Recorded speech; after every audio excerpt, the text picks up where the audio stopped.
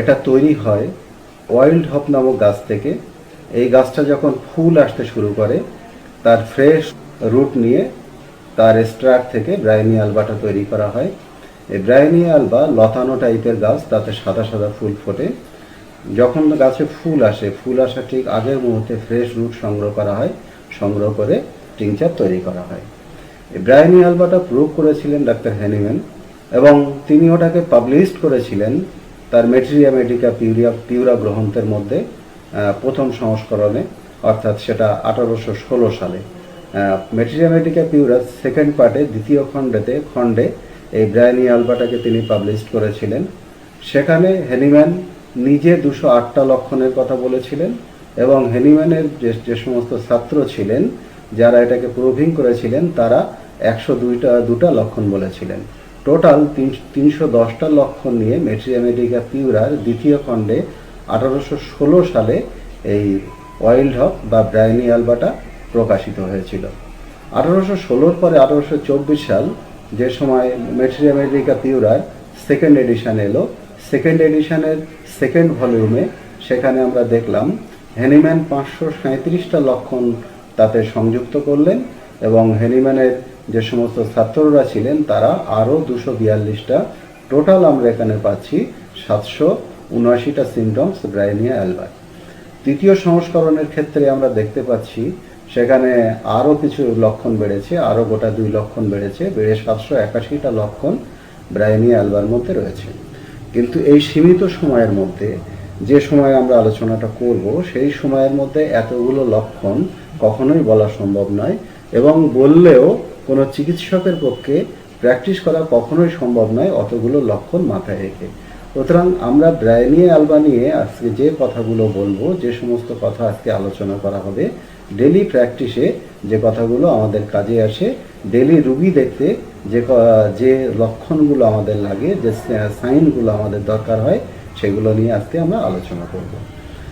ব্রাইনিয়া আলবাটা এটা কাদের ক্ষেত্রে বেশি প্রযোজ্য হয়, কোন সমস্ত রোগীর ক্ষেত্রে ব্রাইনিয়া আলবাটা সব থেকে বেশি ফিট করে?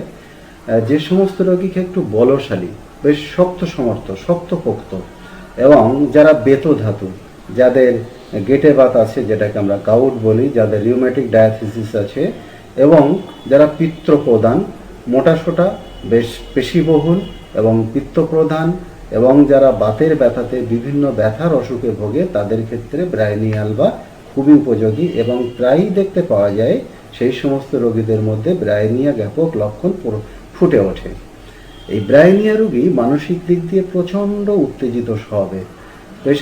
ব্রাইনিয়া পেশেন্ট আর ইরিটেবল, হাইলি ইরিটেবল, শুধু ইরিটেবল বললে ভুল হবে, ব্রাইনিয়া পেশেন্ট হচ্ছে খুবই রাগী, ইনক্লাইন টু ভেহিমেন্ট অ্যান্ড অ্যাংরি, এবং এই পেশেন্টের প্রচণ্ড ইমোশন আছে, এবং প্রচণ্ড প্রত্যয় আছে, আত্মপ্রত্যয়। সেভাবে আমি যেটা করছি, আমি যেটা বলছি, তার যে ইমোশন, তার যে রাগ, এবং তার যে ক্রুদ্ধ স্বভাব, এটা কিন্তু ব্রাইনিয়া পেশেন্টের মারাত্মক। এবং এই রোগীরা সাধারণত তাদের গায়ের রং হয় কালো, ডার্ক কমপ্লেকশন, এবং চুলের রঙও হয় কালো, এবং রোগী স্নায়বিক, এবং কখনো দেখতে পাওয়া যায় সিলিন্ডার পিপল লাইক দ্যাট নাজভূমিকা, তাদের ক্ষেত্রেও ব্রাইনিয়াটা খুব ভালো কাজ করে। আমরা পেশেন্টের ফিজিক্যাল মেকআপের মধ্যে আমরা কি পেলাম? পেশেন্ট খুব বলশালী, এবং তার পেশিতন্তুগুলো খুব সুদৃঢ়, তাদের গায়ের রং কালো, তাদের চুলের রং কালো, তারা সহজে উত্তেজিত হয়ে যায়, খুব রাগী স্বভাবে, এবং তারা পিত্তপ্রধান, তাদের মুখ সবসময় তিতো থাকে, দেখবেন তারা প্রায়ই আপনার কাছে কমপ্লেন করবে, এবং তারা বেতধাতুর, অর্থাৎ কখনো তারা গাউটে ভোগে, কখনো তারা রিউমেটিক কোনো পেনে ভুগতে থাকে, তাদের ক্ষেত্রে ব্রাইনিয়া আলবাটা খুবই উপযোগী। এখানে মনে রাখতে হবে, আমরা বললাম ব্রাইনিয়া আলবা ওষুধটা, এটা খুবই শক্তিশালী পেশেন্টের একটা ওষুধ, খুব বলশালী একটা পেশেন্টের ওষুধ। এই জন্য দেখতে পাওয়া যায় যখন এই ব্রাইনিয়া আলবা রোগী প্রথম দিকে অসুস্থ হন, তার অসুস্থ অবস্থাটা আস্তে আস্তে সিভিয়ারিটি ডেভেলপ করে, সিভিয়ারের দিকে যায়। অর্থাৎ অসুখটা শুরু হয়, কিন্তু তার পরিণত প্রাপ্ত হতে বেশ কয়েকটা দিন সময় লাগে। এই জন্য আমরা দেখতে পাই বাচ্চাদের বা বড়দের, তার যদি সর্দি হয় বা তার যদি জ্বর আসতে থাকে, কয়েকদিন আগে তার ঠান্ডা লাগলো, কয়েকদিন আগে তার অনিয়ম হলো, দেখতে পাওয়া গেল দু-চার দিন সে বলছে আমার ভালো লাগছে না, তার মনটা খারাপ, তার কোনো কিছু ভালো লাগছে না, কাজে কোনো আগ্রহ নেই। তারপর আস্তে আস্তে তার লক্ষণগুলো ডেভেলপ করলো। যেহেতু সে বলশালী, তার রোগের বিরুদ্ধে প্রতিরোধ ক্ষমতা অনেকটা বেশি, এই জন্যে আমরা এই রোগীর মধ্যে এই লক্ষণের ধীর প্রকাশ আমরা দেখতে পাই। এটা ব্রাইনিয়ার কিন্তু একটা বড় লক্ষণ। এবারে চলুন আমরা ব্রাইনিয়ার একটু মেন্টাল স্টেট দেখে নিই, যেটা আমাদের হোমিওপ্যাথিতে খুবই প্রয়োজন। মেন্টাল স্টেট, এই মেন্টাল স্টেটের মধ্যে আমি বাছা বাছা কতগুলো মেন্টাল সিমটমসের কথা বলবো, মানসিক লক্ষণের কথা বলবো, ছোট ছোট লক্ষণগুলোকে আমরা বাদ দেব। টকিং অফ বিজনেস, ব্রাইনিয়ার একটা বড় কথা। ব্রাইনিয়ার মানসিক অবস্থা প্রকাশ করতে গেলে প্রথমেই বলতে হবে টকিং অফ বিজনেস। সে ব্যবসা সংক্রান্ত আলোচনা করতে পছন্দ করে। যেমন আমরা উদাহরণ কেমনভাবে দিতে পারি, যে ছাত্র, তার দেখা যাবে তার সঙ্গে যখন কথোপকথন করা হবে সে পড়ার বিষয় নিয়ে আলোচনা করবে। যিনি কৃষক, তার সঙ্গে কথোপকথন করতে গেলে তিনি চাষবাসের বিষয়ে আলোচনা করবেন। চিকিৎসক, তিনি কারোর সঙ্গে যখন কনভারসেশন করবেন ঘুরিয়ে ফিরিয়ে তার চিকিৎসা সংক্রান্ত বিষয়ের মধ্যে, শিক্ষক তার শিক্ষাগত বিষয়ক, উকিল তার ওই আইন বিষয়ক, তার এক কথায় তিনি যে কাজে নিজে যুক্ত থাকেন সেই বিষয়ক আলোচনা করতে তিনি সবসময় প্রস্তুত থাকেন এবং তাতে স্বাচ্ছন্দ্য বোধ করেন এবং ঘুরিয়ে ফিরিয়ে আলোচনাটা সেই দিকে নিয়ে যান। আপনি যদি বাড়ির কোনো একটা কাজের লোকের সঙ্গে কথা বলেন, ঝিয়ের সঙ্গে কথা বলতে চান, তাহলে দেখবেন সে বাসন মাজার কথা শুরু করে দেবে। মানে এরকম আমরা বিজনেস টকিং ব্রাইনিয়া রোগীর মধ্যে আমরা দেখতে পাই। এই বিজনেস টকিংটা শুধুমাত্র তার কথোপকথনের মধ্যেই নয়, এই বিজনেস টকিংটা আমরা দেখতে পাই বেশ কিছু অসুস্থ অবস্থার মধ্যেও এই বিজনেস টকিং করতে থাকে ব্রাইনিয়া পেশেন্টের। যেমন আমরা ডায়রিয়া, টাইফয়েড, টাইফাস, এই সমস্ত অসুখে যদি ডায়রিয়াতে রোগী একটু দুর্বল হয়ে যায়, একটু অবসন্ন হয়ে আসে, তখন আমরা দেখব তার ডিলেরিয়াম আছে এবং সে সারাদিন যেটা করে সেই বিষয়ে কথাবার্তা বলছে। বাচ্চা হলে তার খেলার কথা বলছে, তার পড়ার কথা বলছে। বয়স্করা হলে তিনি যে পেশার সঙ্গে যুক্ত আছেন সেই পেশা সংক্রান্ত কথা বলছেন। আবার টাইফয়েড বা টাইফাস ফিভারে আমরা ডিলেরিয়াম দেখতে পাই, প্রলাপ দেখতে পাই। এই প্রলাপ অবস্থাতে রোগী তার বিজনেসের কথা বলতে থাকে, তার নিজের কাজকামের কথা বলতে থাকে, তার দৈনন্দিন জীবনে তিনি যে সমস্ত কাজের সঙ্গে সংযুক্ত সেই সমস্ত বিষয়ে তিনি কথা বলতে থাকেন। এবং এই জ্বরের ক্ষেত্রে বা এরকম পাতলা পায়খানার ক্ষেত্রে বা ডিলেরিয়ামের ক্ষেত্রে যখন এই প্রলাপ রোগী চলতে থাকে, তিনি যে বিজনেসের কথা বলেন, এই বিজনেসের কথা এটা সাধারণত তার বৃদ্ধি হয় ভোরবেলা থেকে, অর্থাৎ রাত্রের শেষ ভাগে 3টের দিক থেকে এই ডিলেরিয়ামটা তার একটু বেশি হয় এবং ব্যবসা সংক্রান্ত কথাবার্তা তিনি বলতে থাকেন। তিনি যখন কথা বলেন এই ডিলেরিয়ামের মধ্যে, সেটা খানিকটা অসঙ্গত কথা এবং খানিকটা অনর্থক বিজনেস সংক্রান্ত কথাবার্তা ব্রাইনিয়া পেশেন্টের মধ্যে আমরা দেখতে পাই। ব্রাইনিয়ার আরেকটা বড় বৈশিষ্ট্য হচ্ছে তার হোম সিকনেস আছে। এই হোম সিকনেস আমরা বাচ্চাদের মধ্যেও দেখতে পাই, হোম সিকনেস আমরা অসুস্থ অবস্থার মধ্যে দেখতে পাই, আবার হোম সিকনেস আমরা বড়দের মধ্যেও দেখতে পাই। কেমন হোম সিকনেস? আপনার বাচ্চাদের মধ্যে প্রায় দেখবেন কিছু কিছু বাচ্চা আছে যারা হাঁটতে শিখেছে, কথা বলতে শিখেছে বা 2-4 বছর বয়স হয়েছে, তাদেরকে বাড়ির বাইরে বার করলেই তার মাকে খুব জ্বালাতন করতে থাকে বাচ্চারা। শুধু বলে মা বাড়ি যাবো, মা বাড়ি চলো, মা বাড়ি চলো। যদি সে আত্মীয় বাড়িতে যায়, আত্মীয় বাড়ি গিয়েও ব্যতিব্যস্ত করে দেয়। দেখা যাচ্ছে ফ্যামিলির সবাই সেই আত্মীয় বাড়িতে বর্তমান, সবাই আত্মীয় বাড়িতে চলে এসছেন, তবু বাচ্চা বলছে আমি বাড়ি যাব। কারণ তার তো সেখানে কোনো অভাব নেই, তার মা আছেন সঙ্গে, তার বাবা আছেন, তার আরও আত্মীয় স্বজন যারা সেই বাড়িতে একসঙ্গে তারা বসবাস করে, সবাই তার সঙ্গে আছে, কিন্তু তবু সে বলছে বাড়ি যাব। এটা আপনারা একটু বাচ্চা পেশেন্টের মধ্যে প্রায় দেখতে পাবেন। চেম্বারে যখন বাচ্চা নিয়ে বসে থাকবে দেখবেন বাচ্চা মাকে খুব জ্বালাচ্ছে। আপনি মাকে জিজ্ঞেস করলেন অত জ্বালাতন করছিল কেন, প্রতি উত্তরে দেখা যাচ্ছে মা বলতে থাকবেন ও শুধু বাইরে বেরোলেই বাইরে থাকতে চায় না, সবসময় বলে বাড়ি যাব বাড়ি যাব। এরকম আমরা দেখতে পাই। আমরা বড়দের মধ্যেও এটা পাই। যদি কোনো ভ্রমণে গেল, যাওয়ায় তার খুব উৎসুক ছিল, সে ভ্রমণ করতেও গেল, বাইরে বেরিয়ে গেল, কিন্তু একদিন কাটতে না কাটতেই তার বাড়ির জন্য মন খারাপ হয়ে যাচ্ছে। বড়রা হয়তো বাড়ি যাব এই কথা বলতে পারে না, তার লজ্জা বোধ করে, কিন্তু তার মনের ভিতরে একটা তোলপাড় হতে থাকে বাড়ি যাওয়ার জন্য তার ব্যতিব্যস্ত হতে থাকে। তিনি প্রোগ্রামটাকে কাটসাট করে বাড়ি ফেরার কথা তিনি চিন্তা করেন। এই যে অবস্থা, এই লক্ষণ, এই বাড়ি ফেরার অবস্থা আমরা কিন্তু রোগীর অসুস্থ অবস্থার মধ্যে পাই এবং এটা ডিলেরিয়ামের মধ্যে কিন্তু প্রকট আকারে পাওয়া যায়। ডিলেরিয়াম বলতে প্রলাপ, যখন জ্বরে ভোগে, জ্বরটা যদি মারাত্মক থাকে, একটু ভারী প্রকৃতির জ্বর হয়, যখন কোনো দুর্বলতা আসে কোনো একটা অসুস্থ অবস্থায়, ঘুমের মধ্যে বা অর্ধ চৈতন্য অবস্থাতে রোগী বলে আমি বাড়ি যাব। অর্থাৎ সে বাড়িও শুয়ে রয়েছে, তার নিজের বেডেই সে শুয়ে আছে, তবু সে বেড থেকে উঠে বলছে আমি বাড়ি যাব, আমি বাড়ি যাব। এই অবস্থা আমরা ব্রাইনিয়া পেশেন্টের মধ্যেও কিন্তু দেখতে পাই। ব্রাইনিয়ার আরেকটা বড় লক্ষণ আছে, এই বড় লক্ষণটা ব্রাইনিয়া সহ আরও অন্যান্য ওষুধের মধ্যে আছে, চায়নার মধ্যে আছে, নেকটামিউরের মধ্যে আমরা দেখতে পাই, অনেক ওষুধের মধ্যে আছে, সেইগুলো আমি এখানে আলোচনার মধ্যে আসছি না। Desire for things that can not be had which are refused or not wanted when offered. সে অনেক কিছু চাচ্ছে, ব্রাইনিয়া পেশেন্ট অনেক কিছুতে জেদ করছে, এমনকি খাওয়া দাওয়ার ক্ষেত্রে এটা খাবো না, সেটা সেটা ইত্যাদি ইত্যাদি বলছে। যে মুহূর্তে তার সামনে নিয়ে আসা হচ্ছে তার তাতে মন ভরছে না, সেটা সে পছন্দ করছে না, সেটাকে সে রিফিউজ করছে না, আমি নেব না। বাচ্চা খেলনা চাচ্ছে, জেদ হচ্ছে, এমন এমন কিছু চায় বাচ্চা যেটা পাওয়া সম্ভব নয়, এমন কিছু অবাঞ্ছিত কিছুতে তার জেদ থাকে, সেটা জেদ করতে থাকে। এবারে যখন যে মুহূর্তে তাকে দেয়া হয় সঙ্গে সঙ্গে সে সেটা রিফিউজ করে, সে নিতে চায় না। এই লক্ষণ ব্রাইনিয়ার মধ্যে আমরা পাই, এটা ব্রাইনিয়ার আর একটা বড় বৈশিষ্ট্য।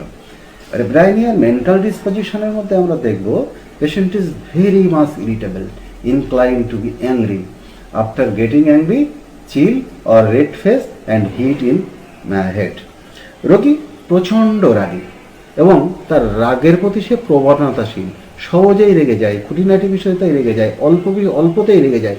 এমনকি অসুস্থ অবস্থায় কেউ সে যদি শুয়ে থাকে, বিশ্রামে থাকে, কেউ তার আশপাশে ঘোরাঘুরি করলে বা কথা বলা তো দূরের কথা, তার ঘরে যদি কেউ একটু পদচারণা করে, হাঁটাচলা করে, ঘোরাঘুরি করে, তাহলেও রোগী বিরক্ত বোধ করে, তার মধ্যে ইরিটেবিলিটি গ্রো করতে থাকে, অর্থাৎ রোগী রেগে যায়। এরকম অবস্থা আমরা ব্রাইনিয়া পেশেন্টের মধ্যে আমরা দেখতে পাই। যে মুহূর্তে রোগী রেগে যায় তার কি হয়, একটা শীত শীত ভাব আসে, রেগে যাওয়ার সঙ্গে সঙ্গে একটা শীত শীত ভাব আসে, মুখটা লাল হয়ে যায় এবং মাথাটা তার গরম বোধ হয়, মনে হচ্ছে মাথা দিয়ে যেন একটা গরম কিছু বেরোচ্ছে, খানিকটা কনজেশন, একটা হট ফ্লাশেস মতো রোগীর মধ্যে আমরা দেখতে পাই। এটা ব্রাইনিয়ার কিন্তু একটা বৈশিষ্ট্য সূচক লক্ষণ। এই প্রসঙ্গ তো বলে রাখি, কোনো বাচ্চার ধরলাম জ্বর এলো বা কোনো বাচ্চার পেটের অসুখ করেছে, কোনো বাচ্চার সর্দি হয়েছে, আমরা তাকে ব্রাইনিয়াস জ্ঞাপক খানিকটা লক্ষণ হয়তো পাচ্ছি, যেগুলো আমি পরে আসবো। তখন আপনি একটুখানি কোয়ারি করলেন বাচ্চা ঘুমাচ্ছে কেমন, সে বলল না ঘুমাচ্ছে, তবে আগের থেকে কি বেশি ঘুমাচ্ছে? না, আগে যেমন ঘুমাতো তাছাড়া একটু বেশি ঘুমাচ্ছে। এই আগে বাচ্চা দুপুরে ঘুমোতে চাইতো না, এই এখন আজকে দুপুরবেলা ঘুমালো। আচ্ছা, ও যখন শুয়ে থাকছে বা বসে থাকছে বা চুপচাপ যখন থাকছে, ওর সঙ্গে কথা বলতে গেলে কেউ বিরক্ত বোধ করছে? বলে হ্যাঁ ডাক্তারবাবু, ও আগে বিরক্ত বোধ করতো না, এখন ওর সঙ্গে কথা বলাই যাচ্ছে না, কথা বলতে গেলেই কিন্তু রেগে যাচ্ছে। কথা বলতে গেলে তার নড়নচড়ন হয়, তার মুভমেন্ট হয়, তার মানসিক একটা অস্থিরতা তৈরি হয়, যার জন্য রোগীর কষ্টবোধ হতে থাকে। এবারে রোগীর মেজাজ খুবই রাগী, আমি আগেই বলেছি। রোগী উইপিং অ্যান্ড মোরোস, এই মোরোস বলতে আমরা বাংলা পরিভাষায় এটা বিষণ্ণ হতে পারে, ঝগড়াটে হতে পারে, কিন্তু উইপিং অ্যান্ড মোরোস যখন একসঙ্গে হবে তখন আপনাকে ঝগড়াটে না বলে বিষণ্ণ বলতে হবে। মানে রোগী একটু একটা কান্নার স্বভাব আছে, লাইক পালসেটিলা যেমন একটা কাঁদে, তেমন এরকম উইপিং ডিসপোজিশন আমরা ব্রাইনিয়ার মধ্যেও পাই, কিন্তু এই দুটোর মধ্যে মেজাজের ভিন্নতা রয়েছে। ব্রাইনিয়া পেশেন্ট যতটা রাগী, পালসেটিলা কিন্তু আবার ততটা ঠান্ডা, মাইল্ড, ম্যালিয়েবেল, এরকম পালসেটিলা। তার অর্থ এই নয় যে পালসেটিলা পেশেন্ট রাগে না। পালসেটিলার যে ক্ষেত্রে ইরিটেবিলিটি আছে, সেই ইরিটেবিলিটি খানিকটা ব্রাইনিয়াকেও কিন্তু ছাড়িয়ে যেতে পারে পালসেটিলার ইরিটেবিলিটি। এরকম ইরিটেবিলিটি আমরা পালসেটিলার মধ্যেও কিন্তু পেয়ে থাকি, তবে জলতেষ্টা দিয়ে তাকে আমরা আলাদা করি। এবারে রোগী কেমন বললাম, weeping and morose, mood irritable, weeping and morose, wishes to be alone. রোগী বিষণ্ণ, খুবই রাগী, ঝগড়াটে এবং একা থাকতে চায়, সে একা থাকতে পছন্দ করে। কেউ তার ধারে পাশে আসুক, কেউ তার সঙ্গে কথা বলুক, কেউ তার ঘরে ঢুকুক, কেউ তার ঘরে পদচারণা করুক, এটা রোগী কিন্তু পছন্দ করে না। এমনকি সামান্য খসখস শব্দ রোগীকে ইরিটেট করে দেয়, তাকে উত্তেজিত করে তোলে। এই ব্রাইনিয়া পেশেন্ট যেমন রোগী তেমন কিন্তু তার একটা ভয় পাওয়ার প্রবণতা রয়েছে, incline to fright, fear and vexation. এই রোগী যেমন একটা আকস্মিক ভয় আছে, হঠাৎ করে সে ভয় পেয়ে যেতে পারে, তার মধ্যে এমনি ভয়ের জন্ম হয়, ভয় পায়, সে ফিউচার নিয়ে সে সন্দিহান থাকে, ভবিষ্যৎ নিয়ে সে হতাশাগ্রস্ত হয়, তার মধ্যে ভয় থাকে এবং রোগীর মধ্যে দুঃখ আছে। এবার যদি রোগীর পাতলা পায়খানা হয় কোনো ব্রাইনিয়া পেশেন্টের, তার মেজাজ আগে যা ছিল তার মেজাজ বহু গুণ বেড়ে যায়, তার মধ্যে পিভিসনেস, ইলহিমোড আমরা দেখতে পাই পায়খানা অবস্থায়। পায়খানা হলে রোগী সাধারণত কেমন থাকতে চায়? পায়খানা হলে রোগী সাধারণত চুপচাপ থাকতে চায়, সে একা থাকতে চায়। যদি তাকে খাদ্যের অফার করা হয় রোগী বিরক্ত বোধ করে, সে রেগে যায়। কিন্তু এই রোগীটা যদি পালসিটিলা হতো, সে খেতে চাইতো না, কারণ পালসিটিলার পেটের অসুখে আমরা জানি complete loss of appetite, Hering এই কথাটা বলেছেন, একদম খিদে থাকবে না। যেখানে খিদে আছে পালসিটিলা সেখানে হবে না।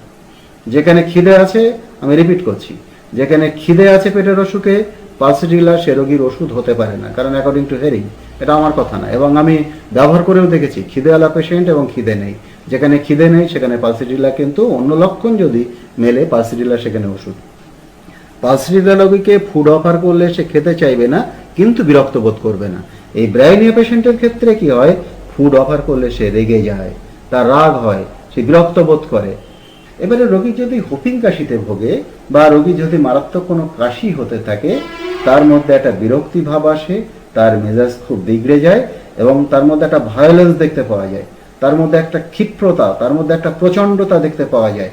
এবং ওই সময় যদি কেউ কথা বলে ওই সমস্ত রোগীর সঙ্গে, এমনকি হাত চালিয়ে দিতেও রোগী দ্বিধাবোধ করে না, জিনিসপত্র ছুঁড়ে কিন্তু আঘাত করতে চায় ব্রাইনিয়া রোগী। মানে এরকম ভায়োলেন্স আমরা ব্রাইনিয়া পেশেন্টের পাই ইন কেস অফ কফ, মানে যে সময় কাশি হতে থাকে ব্রাইনিয়া রোগী।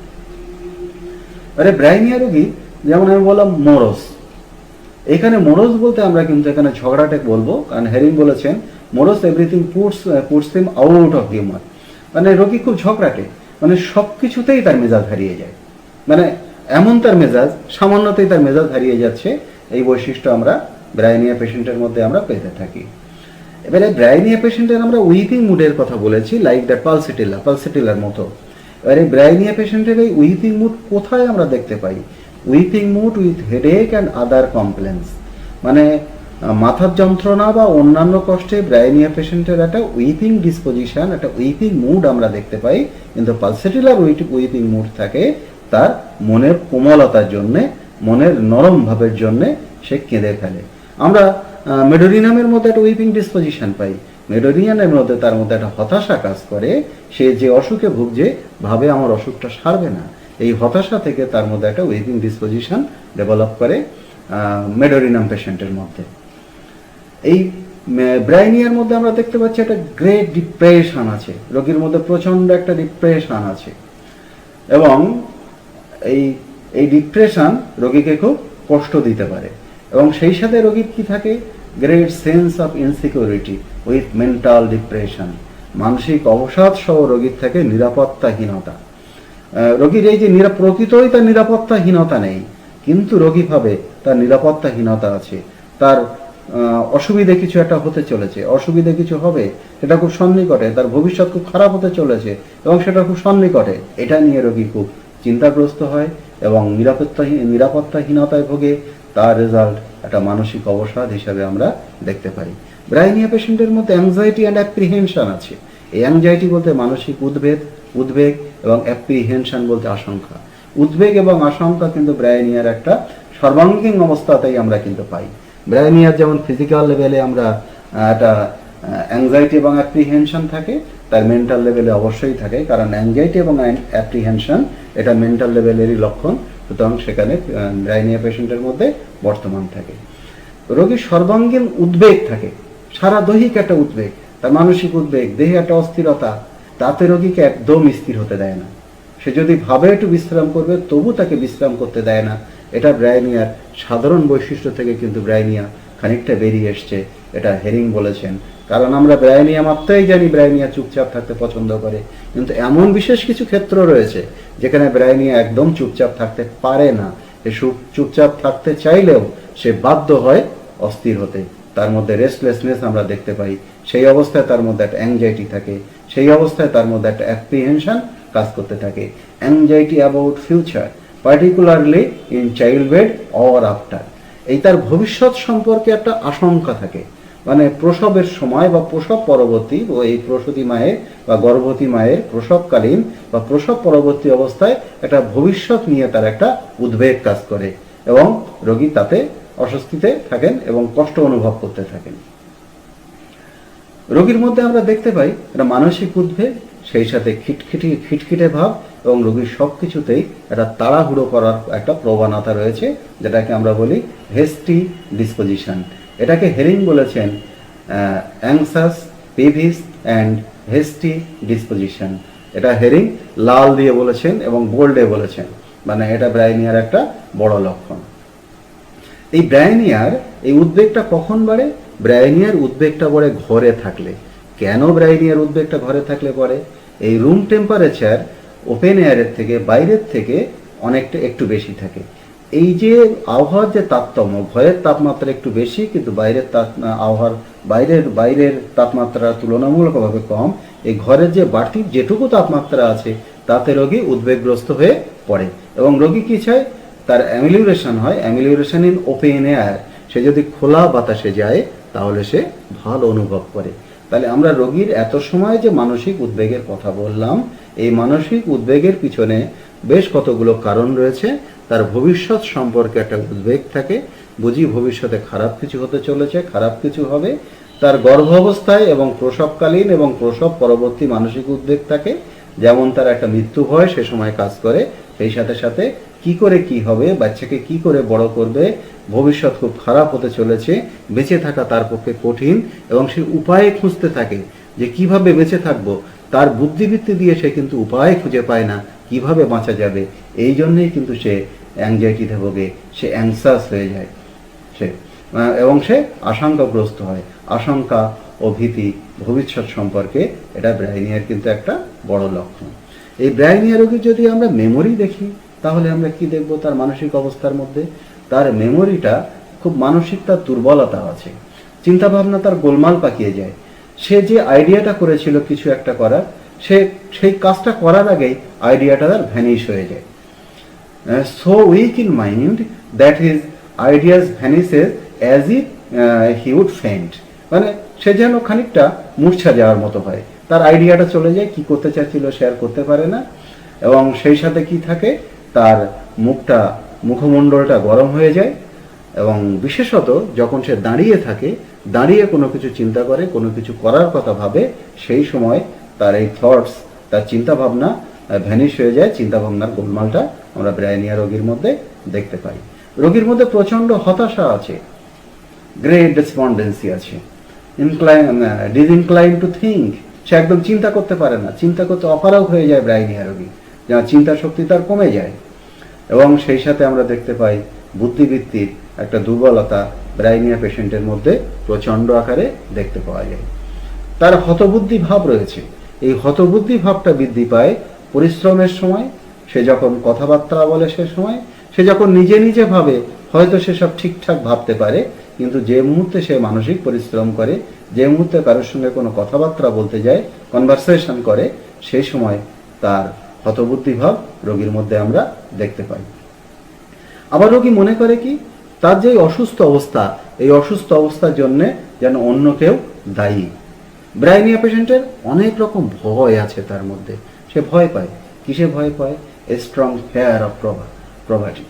আর্থিকভাবে মার খাবে এরকম ভয়, অর্থনাশের তার ভয় আছে। ফেয়ার ফর স্টারভিং, সে উপোস করতে হবে এরকম ভয়। অ্যাংজাইটি অ্যাবাউট ফিউচার, তার ভবিষ্যৎ সম্পর্কে একটা উদ্বেগ। কি বললাম? এখানে বলতে চাইলাম তার গরিব হয়ে যাওয়ার ভয়, তার ভবিষ্যতে কিভাবে চলবে, হয়তোবা উপোস থাকতে হবে, এটা নিয়ে তার উদ্বেগ, এটা নিয়ে তার একটা ভয়। এটা ব্রাইনিয়া পেশেন্টকে সবসময় কিন্তু তাড়া করে। সে বাঁচার কিন্তু উপায় খোঁজে, কিন্তু সে যেন উপায় খুঁজে পায় না। তার চিন্তাভাবনা দিয়ে সেটাকে ঠিক করতে পারে না, চিন্তাভাবনা একটা গোলমাল পাকিয়ে যায়। রোগীর মধ্যে আমরা কখনো কখনো মৃত্যু ভয় দেখতে পাই ব্রাইনিয়া পেশেন্টের, এবং সে ভাবে এই মৃত্যু তার খুব সন্নিকটবর্তী, অর্থাৎ সে অল্প দিনের মধ্যেই মারা যাবে, এরকম ভয় রোগীর মধ্যে আমরা দেখতে পাই। Fear of death and despair of recovery. রোগীর যদি কাশি হতে থাকে, বিশেষ করে হুপিং কাশি রোগীদের ক্ষেত্রে এটা রিপিটেডলি হেরিং ভেরিফাইড করেছেন। মানে যে সমস্ত রোগী হুপিং কাশিতে ভুগছিলেন তাদের যদি এই লক্ষণ যাদের পাওয়া গেছিল, একটা মৃত্যু ভয় এবং তার ওই কাশিটা আর সারবে না, এই উদ্বেগ যে সমস্ত রোগীর মধ্যে দেখতে পাওয়া গিয়েছিল, তাদের ব্রায়োনিয়া খুব ভালো কাজ করেছিল এবং রিপিটেডলি হেরিং সাহেব দেখেছেন সেই রোগীদের এই লক্ষণে ভালো করা সম্ভব হয়েছে। আদার মেন্টাল কন্ডিশনের মধ্যে আমরা দেখব ব্রায়োনিয়া রোগীর অন্যান্য যে মানসিক অবস্থা, সেখানে দেখতে পাওয়া যাচ্ছে তার পার্শিয়াল লস অফ কনসাসনেস, তার চেতনার খানিকটা বিলোপ হচ্ছে, তার জেগে থাকার খানিকটা বিলোপ। এটা সাধারণত হাইড্রোকেফালাসের ক্ষেত্রে দেখতে পাওয়া যায়। হাইড্রোকেফালাস অনেক হাইড্রোসেফালাস বলে থাকেন, অর্থাৎ মস্তিষ্কের যে প্রকোষ্ঠ রয়েছে এই প্রকোষ্ঠের মধ্যে যদি জল জমে, যে ক্যাভিটিগুলো রয়েছে যেটাকে আমরা ভেন্টিকেল বলি, থার্ড ভেন্টিকেল, ফোর্থ ভেন্টিকেল, ল্যাটারাল ভেন্টিকেল, এই যেগুলো আছে, সেখানে তার জল জমার প্রবণতা রয়েছে। জল যদি জমে তাহলে রোগী আনকনসাস হয়ে যায়। এই আনকনসাসনেস কিন্তু ওই ক্ষেত্রে কমন সিমটম। এই লক্ষণে কিন্তু আমরা ব্রায়োনিয়া প্রয়োগ করতে পারবো না। এই লক্ষণে ব্রায়োনিয়া প্রয়োগ করলে কিন্তু ব্রায়োনিয়া সেখানে কাজ করবে না, কারণ হাইড্রোসেফালাসের ক্ষেত্রে ওটা কমন সিমটম। যদি এই লক্ষণের সাথে ব্রায়োনিয়ার অন্যান্য লক্ষণ আমরা পাই, তাহলে সেখানে ব্রায়োনিয়া কিন্তু ওই মস্তিষ্কে জল জমা বা মেনিনজেসের মধ্যে জল জমাটাকে ব্রায়োনিয়া সারিয়ে দিতে পারে। এবং যে সমস্ত রোগী খুব পেটের অসুখে ভোগে, বা আগেরকার দিনে যখন কলেরা হতো, সেই কলেরা রোগীদের ক্ষেত্রে আমরা দেখতে পাই একটা ডিহাইড্রেশনের পরে তার আনকনসাসনেস আসে এবং সেই আনকনসাসনেস এমন অবস্থাটা থাকে সেখানে সে কথা বলতে পারে না, মানে কথা বলতে সে অপারগ হয়ে যায়। এরকম অবস্থা আমরা ব্রায়োনিয়া পেশেন্টের মধ্যে দেখতে পাই। Both mental and bodily quietness is required. এই ব্রায়োনিয়া পেশেন্ট যেমন সে দৈহিকভাবে কিন্তু স্থির থাকতে চায়, বিশ্রামে থাকতে চায়, চুপচাপ থাকতে চায়, ঠিক তেমনি মানসিকভাবেও সে চুপচাপ থাকতে, বিশ্রামে থাকতে ব্রায়োনিয়া রোগী পছন্দ করে। কিন্তু এখন এমন কিছু কথা বলবো যেটা ব্রায়োনিয়া সম্পর্কে সহজে আমরা চিন্তা করি না। এটা ব্রায়োনিয়ার একটা ব্যতিক্রমী লক্ষণ। আমরা চিকিৎসকরা অনেক ক্ষেত্রে এই লক্ষণটাকে গুরুত্ব না দিয়ে আমরা রাস্ট্রাক্সের সঙ্গে গোলমাল পাকিয়ে ফেলি, অর্থাৎ যেখানে ব্রায়োনিয়ার ক্ষেত্র ছিল সেখানে আমরা রাস্ট্রাক্সও দিয়ে ফেলি। যেমন ব্রায়োনিয়ার মধ্যে আমরা রেস্টলেসনেস রয়েছে। সাধারণত আমরা ব্রায়োনিয়ার মধ্যে সাধারণত রেস্টলেসনেসের কথা বলি না, তার মধ্যে অস্থিরতা আছে। লাস্ট্রাক্সের মধ্যে যেমন অস্থিরতা আছে, মেডোরিনামের মধ্যে আছে, ক্যালকেরিয়ার মধ্যে অস্থিরতা আছে, বহু পেশেন্টের মধ্যে আর্সেনিকের মধ্যে আছে, অ্যাকোনাইটের মধ্যে আছে। ওদের অস্থিরতার প্রকৃতি একটু অন্যরকম, কিন্তু ব্রায়োনিয়া পেশেন্টের মধ্যে অস্থিরতা রয়েছে। সে চেঞ্জ চায়, পরিবর্তন চায়, দৈহিক পরিবর্তন, স্থানের পরিবর্তন চায়, এক জায়গা থেকে আরেক জায়গায়, এক স্থান থেকে আরেক স্থানে। সেই সঙ্গে যদি আমরা দেখতে পাই উইথ ফেয়ার অফ ফিউচার, তার ভবিষ্যৎ সম্পর্কে একটা ভয়, ভবিষ্যৎ সম্পর্কে একটা উৎকণ্ঠা, ফেয়ার অফ ডেথ, তার মৃত্যু ভয়, হুইচ হি থিংস ইজ নেয়ার, যেটা খুব তার নিকটবর্তী, উইথ নকটার্নাল হিট। যদি আমরা কোনো রোগীর মধ্যে দেখতে পাই রাত্রের দিকে তার গায়ে একটা জোরো জোরো ভাব, তার গা হাত পা গরম হচ্ছে, সেই সঙ্গে অস্থিরতা, সেই সঙ্গে একবার এপাশ একবার ওপাশ করছে, শুয়ে থাকতে পারছে না, সেই সঙ্গে ভবিষ্যৎ সম্পর্কে তার উৎকণ্ঠা, ভয় এবং মৃত্যু ভয় যদি তার কাজ করে, ব্রায়োনিয়াকে সেখানে আমরা দি রিমেডি হিসেবে আমরা চিন্তা করতে পারি। ইফ আদার সিমটমস করসপন্ডস, বিশেষ করে তার জলতেষ্টা, তার জীবের অবস্থা বা অন্য মেন্টাল কিছু লক্ষণ সেখানে অবশ্যই সংযুক্ত থাকতে হবে। এই অস্থিরতা ব্রায়োনিয়া পেশেন্টের আমরা রিউমেটিক পেনের ক্ষেত্রে পাই। আমরা ব্রায়োনিয়া পেশেন্টকে সাধারণত বলি পেশেন্ট চুপচাপ থাকতে পছন্দ করে, কিন্তু রিউমেটিক পেনের ক্ষেত্রে ব্রায়োনিয়া পেশেন্ট চুপচাপ থাকতে পছন্দ করে না, তার মধ্যে অস্থিরতা আমরা দেখতে পাই। আমরা ব্রায়োনিয়া জানি ঠান্ডাতে ভালো থাকে, কিন্তু রিউমেটিক পেনে ব্রায়োনিয়া কিন্তু গরম চায়, কোনো প্রদাহিত স্থানে, কোনো ব্যথার স্থানে ব্রায়োনিয়া পেশেন্ট গরম চায়। এই জায়গায় ব্রায়োনিয়া থেকে খানিকটা অন্যদিকে চলে এসছে, এখানে খানিকটা রাস্ট্রাক্স সাদৃশ্য লক্ষণ।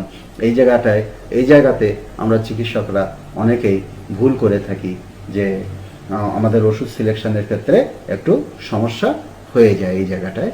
এছাড়া ব্রায়োনিয়ার মধ্যে আমরা কি পাই, তার মেন্টাল এক্সারশন রয়েছে, তার মানসিক খুব ক্লান্তি থাকে। সোমনাবুলিজম বলে একটা শব্দ আছে, মানে নৈশ পদচারণা, অর্থাৎ ঘুমের মধ্যে বাচ্চারা বা বয়স্ক লোক উঠতে পারে, উঠে খানিকটা হাঁটাচলা করে আবার সে শুয়ে পড়ে। সকালে যদি তাকে জিজ্ঞেস করা হয় সে কথাটা বলতে পারে না। এটা আমরা বিশেষ নিউরোলজিক্যাল কন্ডিশনের ক্ষেত্রে আমরা এটা দেখতে পাই, বিশেষ করে যেখানে এপিলেপসি থাকে, যেখানে সিজার ডিসঅর্ডার কোনো পেশেন্টের মধ্যে থাকে, তাদের ক্ষেত্রে এই সোমনাবুলিজম আমরা পাই। যদি ওই ক্ষেত্রে সোমনাবুলিজম কিন্তু কোনো অসুখের লক্ষণ অর্থাৎ কমন সিমটম ওই লক্ষণে যদি আমরা ব্রাইনিয়া দিই কিন্তু সারবে না। তখন মনে রাখতে হবে এই পেশেন্টে যারা এরকম রাত্রে উঠে ঘুম থেকে উঠে হাঁটাচলা করে আবার শুয়ে পড়ে কিন্তু সকালে সে বলতে পারে না, তাদের আমরা যদি একবার ইজি করি এবং সেখানে যদি দেখি তার সিজার ডিসঅর্ডার রয়েছে, অর্থাৎ মৃগীর মতো কোনো অসুস্থতা রয়েছে, তখন আমরা ব্রাইনিয়া সেখানে কমন, ব্রাইনিয়ার ক্ষেত্রে সেটা কমন সিমটম, বা সব ক্ষেত্রেই সেখানে কমন সিমটম, সেখানে কিন্তু আমরা এই লক্ষণে ব্রাইনিয়া ব্যবহার করব না। এবারে mental elements after and from, এই ব্রাইনিয়া পেশেন্টের কি অসুবিধা থেকে, কি মানসিক অসুবিধা থেকে তার অসুস্থতা আসে, আমরা সে বিষয়ে একটুখানি আলোচনা করি। ব্যাড ইফেক্টস ফ্রম মডিফিকেশন, মানে কোনো অপমান বোধ থেকে কিন্তু ব্রাইনিয়া পেশেন্টের অসুস্থতা ডেভেলপ করে। আমরা স্ট্রেবিসাইক্লিয়ার মধ্যে দেখতে পেয়েছি অপমান বোধ থেকে সমস্যা হয়। নেট্টামিউরের ক্ষেত্রে আমরা দেখতে পাই অপমান বোধ থেকে সমস্যা হয়। চাজরিন মানে বিরক্তি, অ্যানোয়েন্স বিরক্তি, এই বিরক্তি থেকে ব্রাইনিয়া পেশেন্টের অসুস্থতা আসে। ভায়োলেন্স অ্যান্ড অ্যাঙ্গার, তার যে প্রচণ্ডতা, তার মানসিক যে প্রচণ্ডতা এবং তার রাগ, তা থেকে ব্রাইনিয়া পেশেন্ট কিন্তু অসুস্থ হয়ে যেতে পারে। এটা আমাদের মনে রাখতে হবে। এই রোগী যখন খুব রেগে যায়, রোগী যখন খুব বিরক্ত হয়, সেই সাথে সাথে আমরা কি দেখতে পাই, রোগীর একটা শীত শীত ভাব থাকে এবং দেহে একটা কোল্ডনেস আছে, সারা দেহে একটা শীতল ভাব আমরা রোগীর মধ্যে দেখতে পাই। তারপরে রোগী অসুস্থ হয়ে যায়। আরেক জায়গায় আমি কি বললাম, তার যেমন শীত আসে দেহ তেমনি আবার ঠান্ডা হয়ে যায়। এই লক্ষণগুলো ব্রাইনিয়া পেশেন্টের আমরা দেখতে পাই। ব্রাইনিয়া পেশেন্টের সে যদি হঠাৎ করে ভয় পায়, তাহলে আমরা দেখতে পাই রোগীর হাত পায়ের যে পেশি, সেই পেশিগুলো শক্ত হয়ে যায় এবং যন্ত্রণা করতে থাকে। এটা ব্রাইনিয়ার কিন্তু একটা ভালো লক্ষণ। কোনো রোগী ভয় পেল, ভয় পাওয়ার পরে তার হাতে পায়ে যন্ত্রণা হচ্ছে, তার গায়ে যন্ত্রণা হচ্ছে, তার পেশির ফাইবারগুলো, মাসকুলার ফাইবারগুলো, মাসেলস ফাইবারগুলো কি হয়েছে, একটু তাতে স্টিফনেস এসছে এবং সেখানে পেন দেখা দিচ্ছে। এই লক্ষণে আমরা ব্রাইনিয়ার কথা অবশ্যই আমরা চিন্তা করতে পারি। এবার আমরা ফিজিক্যাল জেনারেলিটিসে চলে আসি।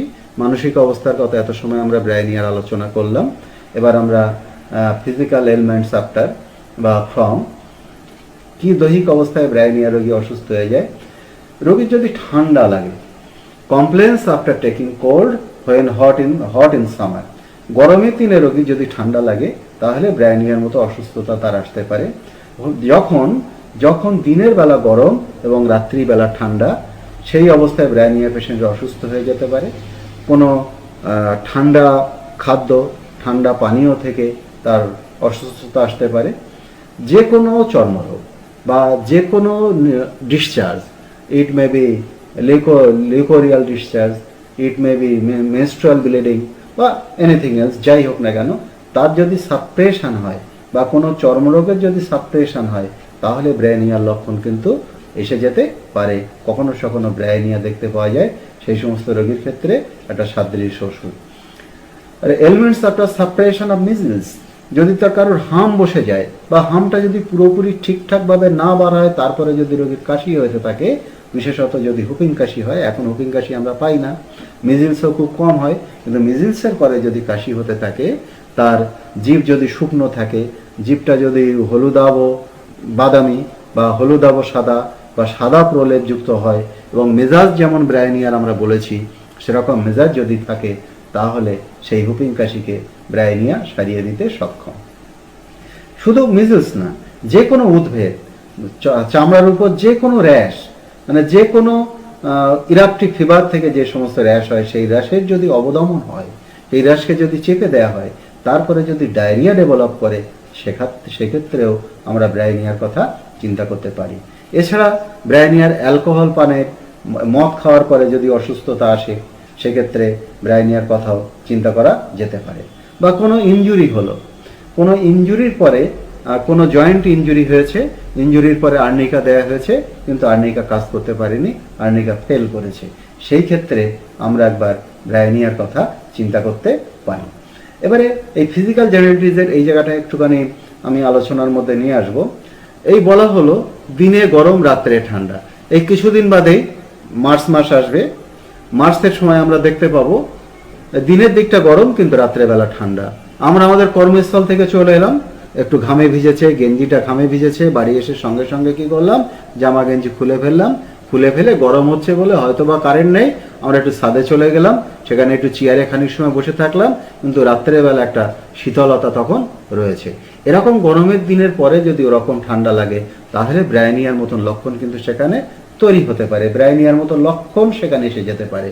তখন যদি আমরা দেখি মানে জিভটা তার শুষ্ক আছে, তার প্রচণ্ড জল তেষ্টা আছে, তার অসুখটা ধীরে ধীরে প্রকাশ পেয়েছে, কোনো কাজে তার আগ্রহ নেই, কারোর সঙ্গে কথা বলতে তার আগ্রহ নেই, তাহলে আমরা একবার ব্রায়োনিয়ার কথা সেখানে চিন্তা করব। এই ফ্রিজের কোনো ঠান্ডা খেয়ে বা ফ্রিজের কোনো ঠান্ডা জল খেয়ে, কোনো ঠান্ডা খাবার খেয়ে যদি কোনো আমাদের পেটের অসুখ হয় বা যদি অন্য কোনো অসুস্থতা আসে, তাহলে সেখানে ব্রায়োনিয়া ব্যাপক লক্ষণ আছে কিনা একবার খুঁজে দেখতে হবে সেখানে ব্রায়োনিয়া হয় কিনা। এবারে ফিজিক্যালের মধ্যে আরেকটা আমরা পাবো, যেটা আমি আগেও বলেছি, দেহ থেকে কোনো ডিসচার্জ যদি আমরা অবদমন করি বা কোনো চর্মরোগকে যদি আমরা অবদমিত করি, তাহলে অসুস্থতা আসতে পারে, এটা আমি পূর্বেও বলেছি। এবারে মডালিটির মধ্যে আমরা দেখব ব্রায়োনিয়া কিসে বাড়ে এবং কিসে কমে। এগুলো আমরা সবাই জানি, মানে খুব সহজ। ব্রায়োনিয়ার এই বিষয়গুলো আমাদের সবসময় নখদর্পণে থাকে। ব্রায়োনিয়ার সব কিছু কিন্তু বৃদ্ধি পায় মশানে। মশানে বলতে নড়াচড়া করলে, এই নড়াচড়া বলতে বসে আছে হঠাৎ করে উঠতে গেলে, সামনের দিকে ঝুঁকতে গেলে, বা এই যে কাশি, যখন আমরা কাশি, এই কাশলে যে দেহ যে নড়ে ওঠে, তাতে ব্রায়োনিয়া পেশেন্টের কিন্তু কষ্ট বেড়ে যায়। এই যে আমরা কথা বলছি, এই কথা বলাতেও ব্রায়োনিয়া পেশেন্টের কষ্ট বেড়ে যায়। এই সামান্য মশান ব্রায়োনিয়া পেশেন্টের সহ্য করতে পারে না। ব্রায়োনিয়া যদি মর্নিং ডায়রিয়া হয়, সেখানে আমরা কি দেখতে পাবো? এই মর্নিং ডায়রিয়া রোগীদের ক্ষেত্রে দেখতে পাবো সকালে তার যে মুহূর্তে ঘুম ভাঙছে এবং চোখের পলক নড়ছে, চোখ চেয়ে দেখছে, এই যে চোখের পলকের যে মুভমেন্ট, এই মুভমেন্টে রোগীর কিন্তু পায়খানার বেগ আসে এবং প্রচুর পরিমাণে তরল জলের মতো পেনলেস পাতলা পায়খানা ভোরের দিকে ব্রায়োনিয়া রোগীর আমরা দেখতে পাই। যদি সামান্য নড়াচড়ায় বেডে এপাশ থেকে ওপাশ গেলে, চোখটা খুললে যদি ব্রায়োনিয়া পেশেন্টের পায়খানার বেগ আসে, তাহলে যদি কোনো পেশেন্টের পায়খানার বেগ আসে, তাহলে একবার আমরা ব্রায়োনিয়ার কথা চিন্তা করতে পারি। এবং এমনও বলা হয়, ঘরের দেওয়ালে ক্যালেন্ডার ঝোলানো আছে, পাখার হাওয়াতে সেই ক্যালেন্ডারটা নড়েছে বা কোনোভাবে ক্যালেন্ডারটা নড়েছে, সেটা ব্রায়োনিয়ার পেশেন্ট দেখেছেন, তাতেও কিন্তু ব্রায়োনিয়া পেশেন্টের একটা অস্বস্তি ভাব চলে আসে। তার পেটের অসুখ থাকলে পেটের অসুখটাও কিন্তু পাতলা পায়খানা তার শুরু হয়ে যায়, তার সকালে পায়খানায় যেতে সে বাধ্য হয়। এটা কিন্তু খানিকটা উপমা টাইপের, অর্থাৎ কতটা মানে সামান্য স্লাইটেস্ট মোশনে ব্রায়োনিয়া পেশেন্টের যে বৃদ্ধি হচ্ছে, সেটা বোঝানোর জন্য কিন্তু এটা বলা হলো। ব্রায়োনিয়া পেশেন্টের টাসে বৃদ্ধি হয়, গরম আবহাওয়াতে ব্রায়োনিয়া পেশেন্টের বাড়ে। ব্রায়োনিয়া পেশেন্ট যদি তার দেহ যদি গরম করে ফেলে, গরম হয়ে যায়, হঠাৎ পরিশ্রম টরম করে যদি ঠান্ডাতে আসে, সেক্ষেত্রে ব্রায়োনিয়ার ব্যাপক লক্ষণ দেখা দিতে পারে। ড্রাই কোল্ড অর হিট, মানে কোনো শুষ্ক আবহাওয়াতে ব্রায়োনিয়ার কষ্টগুলো বেড়ে যায়। ব্রায়োনিয়ার দুঃখ পেলে কষ্ট বেড়ে যায়। তার যদি কোনো কিছু সাপ্রেশন হয়, তাহলে তার অসুখ আসে। এবং ব্রায়োনিয়ারের একটা টাইম মডালিটি আছে, এই টাইম মডালিটি সাধারণত রাত 9টার পরে বৃদ্ধি পায়। আমরা আমাদের homeopathy medical association of India, তার সেমিনারে আমরা ডাক্তার বিপ্লব কুণ্ডুকে বলতে শুনেছিলাম, তিনি ব্রায়োনিয়ার জ্বরে ব্রায়োনিয়া তিনি দিয়েছেন। দেখা যায় 9টা পর্যন্ত ব্রায়োনিয়া পেশেন্টের বাড়ে এবং 9টার পর আস্তে আস্তে কমতে থাকে, 9টার দিকে বৃদ্ধি পায় এবং 9টার পর কমতে থাকে, এবং তিনি রিপিটেডলি এটাকে ভেরিফাই করেছেন। এবং আমিও দিয়ে দেখেছি, ব্রায়োনিয়ার জ্বরের ক্ষেত্রে দেখতে পাওয়া যায় 9টার পর থেকেই কিন্তু রোগী আস্তে আস্তে ভালোর দিকে যায়, অর্থাৎ 9টায় তার একটা বৃদ্ধি লক্ষণ আছে, তারপরে ভালোর দিকে যায়। এটা আপনারাও একবার দেখতে পারেন। এটা ব্রায়োনিয়া রোগী কিসে ভালো থাকে? ব্রায়োনিয়া রোগী চাপে ভালো থাকে। যদি ব্যথার পাশে রোগী চেপে শুয়ে থাকে, তাহলে ভালো থাকে। এই জায়গায় কিছুটা বলার আছে, লাইং অন পেনফুল সাইডে রোগী ভালো থাকে। কোনো ব্যথা, এই ব্যথা যদি বুকে হয়, তার প্লুরেসি হলো, তার নিউমোনিয়া হলো, সেক্ষেত্রে যদি বুকে ব্যথা হয় এবং রোগী যদি ওই চেপে রাখে, তাহলে তার মুভমেন্টটা, তার এই বুকের যে মুভমেন্ট, সে মুভমেন্টটা রেস্ট্রিক্টেড হয়ে যায়, তাতে তার ভালো থাকা কিন্তু এটা কমন সিমটম। কারণ বুকের যে মুভমেন্ট হয় শ্বাস প্রশ্বাসে, এই মুভমেন্টে কষ্ট হতে পারে, মুভমেন্টটাকে আটকে দিলে তাহলে রোগীর উপশম হবে, এটা কিন্তু কমন সিমটম। এই জায়গায় ব্রায়োনিয়ার কথা আমরা চিন্তা করব না, কিন্তু এই জায়গাটা ব্যতিক্রমী লক্ষণ আছে। অনেক বইতে আপনারা দেখবেন ব্রায়োনিয়ায় বলা হচ্ছে এরকম নিউমোনিয়ার ক্ষেত্রে সাধারণত ডান পাশে নিউমোনিয়া হয় এবং ডান পাশে চেপে শুলে রোগী ভালো থাকে। এটা কিন্তু ব্রায়োনিয়ার ক্ষেত্রে কমন সিমটম হয়ে যাবে ক্ষেত্রে, কারণ আমরা জানি যেহেতু তার বুকে কষ্ট রয়েছে, সে চাইবে ওই জায়গায় যাতে মুভমেন্ট না হয়, কোনো মোশন না হয়। অর্থাৎ সে যদি ওইদিকে চেপে থাকে তাহলে ডান দিকে কিন্তু মুভমেন্ট হচ্ছে না, যার জন্য রোগী ভালো থাকছে। এক্ষেত্রে আমরা এটা কমন সিমটম হিসেবে কিন্তু এটা কনসিডার করব। কিন্তু যদি আপনারা হেরিং দেখেন, হেরিং বলছেন ব্রাইনিয়া ওইদিকে চাপটা একদম সহ্য করতে পারে না, পছন্দ করে না। অন্য রাইটার থেকে হেরিং কিন্তু আলাদা হয়ে গেছেন এখানে। এবং হেরিংয়ের বইটাকে আমরা সাধারণত অথেন্টিক বলি, যার জন্যে এই লক্ষণটাকে আমাদের মাথায় রাখতে হবে, গুরুত্ব দিতে হবে। নিউমোনিয়া বা বুকের কষ্টে রোগী চাপ একদম সহ্য করতে পারে না, পেটের কোনো কষ্টে রোগী চাপ সহ্য করতে পারে না পেটে। কিন্তু আবার দেখবেন যদি কলেসিস্টাইটিস হয়, তার গল ব্লাডারে যদি পাথর হয়, সেক্ষেত্রে চেপে রাখলে তার মুভমেন্ট কম হওয়ার জন্য রোগী ভালো থাকে, অর্থাৎ প্রেশারে উপশম। এটা মনে রাখতে হবে, এটা কিন্তু রোগীর রেস্টে উপশম প্রকৃত অর্থে, অর্থাৎ চুপচাপ থাকলে উপশম, একদম একদম অ্যাবসলিউট রেস্টে উপশম, এটা বলা ভালো। বরং এখান থেকে একটু ঘুরিয়ে বলাই ভালো। কিসে ভালো থাকে? ঠান্ডাতে ভালো থাকে, ওপেন এয়ারে ভালো থাকে, চুপচাপ থাকলে ভালো থাকে রোগী, বিশ্রামে ভালো থাকেন। আর রোগী যদি কোনো ব্যথার রোগী পা যদি ভাঁজ করে হাঁটুটাকে গুটিয়ে যদি রাখেন তাহলে ভালো থাকেন। ব্রাইনিয়া রোগীর আর একটা আমরা মডালিটি দেখতে পাই, ওয়েদার মডালিটি আছে। ক্লাউডি এবং ড্যাম ডেতে রোগী কিন্তু ভালো থাকেন, ক্লাউডি এবং ড্যাম ডে। এখন ফ্রেশ ওয়েদারে রোগী খারাপ থাকে, কিসে আমরা দেখতে পাই? কস্টিকামের মতো দেখতে পাই। ফ্রেশ ওয়েদারে রোগী খারাপ, যেখানে তার ভালো থাকার কথা, কিন্তু ফ্রেশ ওয়েদারে রোগী খারাপ থাকে। হিট টু ইনফ্লাম পার্ট মানে তাতে রোগী ভালো থাকে। কোনো প্রদাহিত স্থানে যদি গরম দেয়া হয় তাহলে রোগী কিন্তু আরাম অনুভব করেন। এটা কিন্তু ব্রাইনিয়ার একটা ভালো লক্ষণ, কারণ প্রদাহিত জায়গা সাধারণত অনেক ক্ষেত্রেই সেটা কমন সিমটম, কিন্তু প্রদাহিত জায়গায় যদি জ্বালা থাকে তখন যদি গরম দিলে রোগী ভালো অনুভব করে, তখন কিন্তু আমাদের আর্সেনিকের কথা ভাবতে হবে। নাহলে অন্য ক্ষেত্রে কোনো প্রদাহিত, কোনো ইনফ্লান্ড এরিয়াতে রোগী গরম দিলে কিন্তু উপশম হয়। কোনো আর্থ্রাইটিসে গরম দিলে উপশম হয়, এটা কিন্তু কমন সিমটম আর্থ্রাইটিসে। এবারে আমরা ব্রাইনিয়ার টেস্ট দেখব, ব্রাইনিয়ার টাং দেখব। টাঙের কথা আমি আগেই বলেছি। ব্রাইনিয়ার টেস্ট যদি আমরা দেখি, কিছু কিছু অবস্থায় আমরা দেখতে পাই লস অফ টেস্ট, একদম কোনো কিছুরই স্বাদ পায় না। কখনো সখনো তার মুখের মধ্যে মিষ্টি স্বাদ পায়, কখনো খুব বাজে স্বাদ পায়, কখনো রোগী আঠালো স্বাদ পায়, কখনো একদম বিশ্রী স্বাদের হয়ে যায় মুখ, কখনো বা মুখের ভিতরটা একটা বমি বমি স্বাদ, একটা বমি বমি কেমন যেন একটা স্বাদ মুখের মধ্যে থাকে। কিন্তু ব্রাইনিয়ার সব থেকে চারিত্রিক বৈশিষ্ট্য যে স্বাদের মধ্যে রয়েছে সেটা বিটারনেস, অর্থাৎ তিতো স্বাদ। ব্রাইনিয়া মুখের মধ্যে তিতো স্বাদ থাকে, কারণ আমরা জানি বিলিয়াস কনস্টিটিউশনের পেশেন্ট ব্রাইনিয়া, এই জন্যে তিতো স্বাদ তার একটা বড় বৈশিষ্ট্য ব্রাইনিয়া পেশেন্টের মধ্যে। ব্রাইনিয়ার টাং কেমন?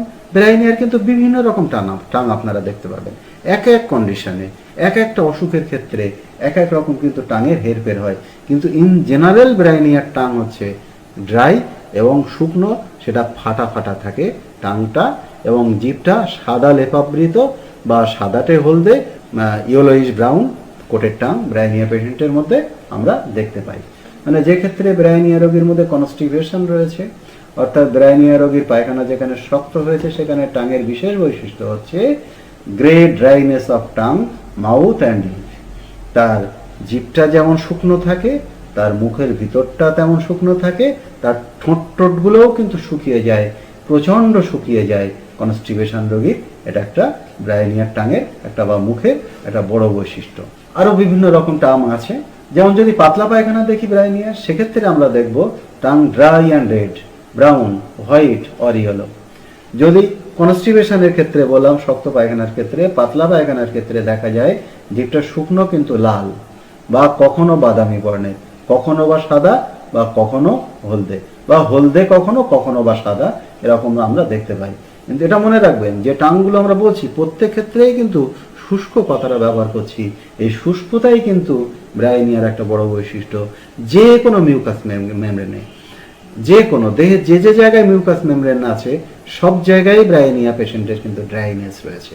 এই ড্রাইনেসের জন্যে তার যে কাশি হয় সেটা শুষ্ক কাশি, তার রেকটামে ড্রাইনেস থাকে, এই জন্যে তার কনস্টিপেশন দেখতে পাওয়া যায়।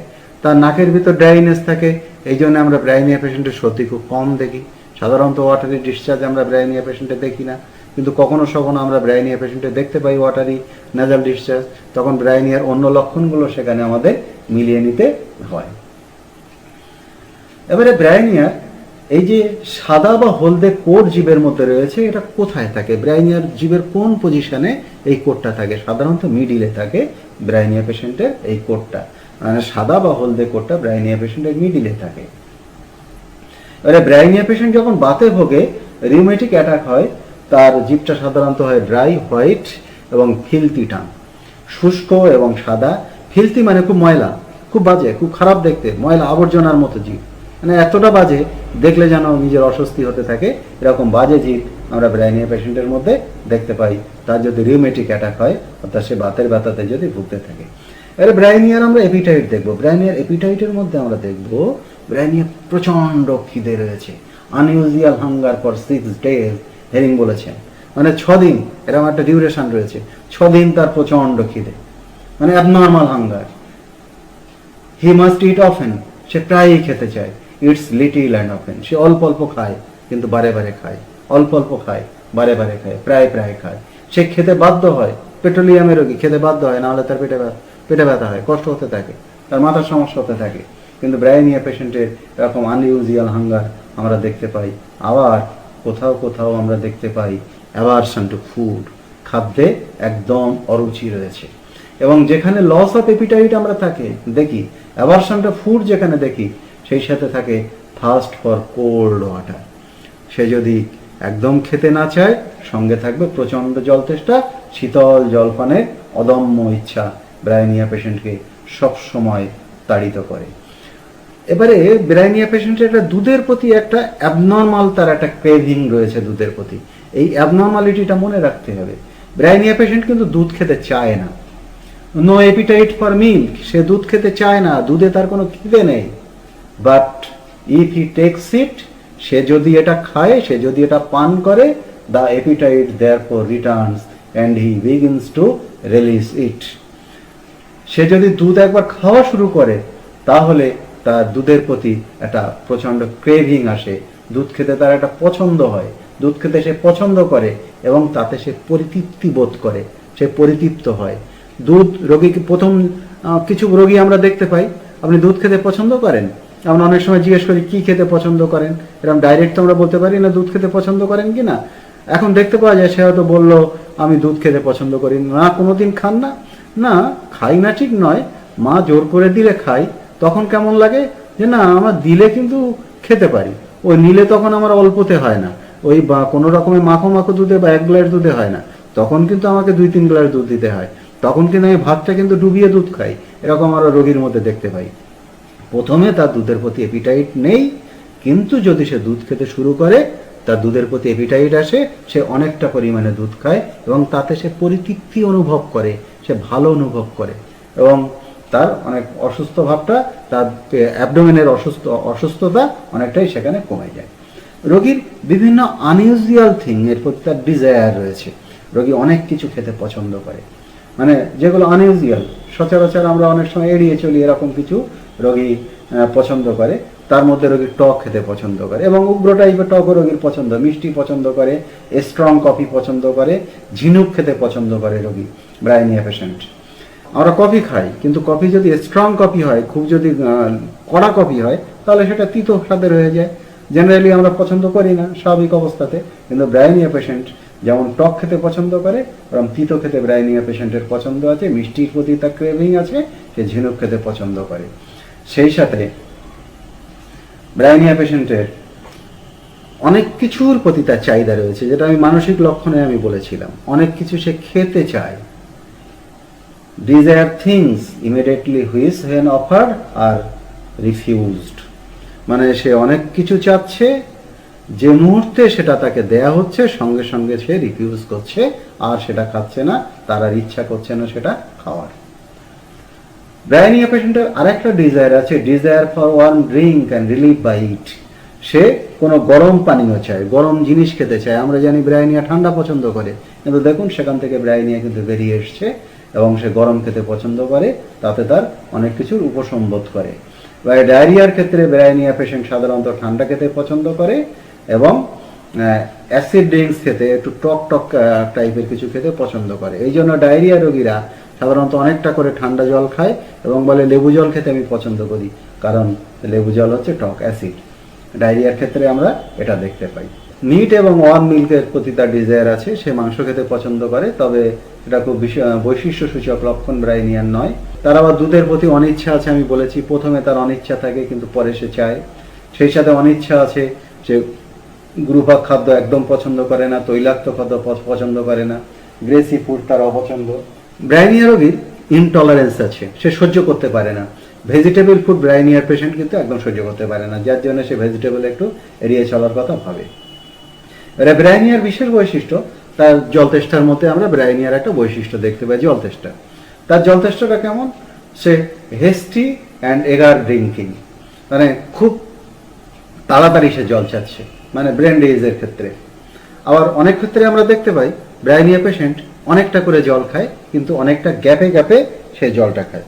ব্রাইনিয়া পেশেন্ট অনেকটা করে জল খাচ্ছে, শীতল জল চায় এবং অনেকটা গ্যাপে গ্যাপে জল চায়। অনেক অথর ব্যাখ্যা করেছেন এই গ্যাপে গ্যাপে জল চাওয়ার পিছনে কারণটা হচ্ছে, এবং অনেকটা করে জল খাওয়ার কারণ হচ্ছে ব্রাইনিয়ার নড়তে চায় না।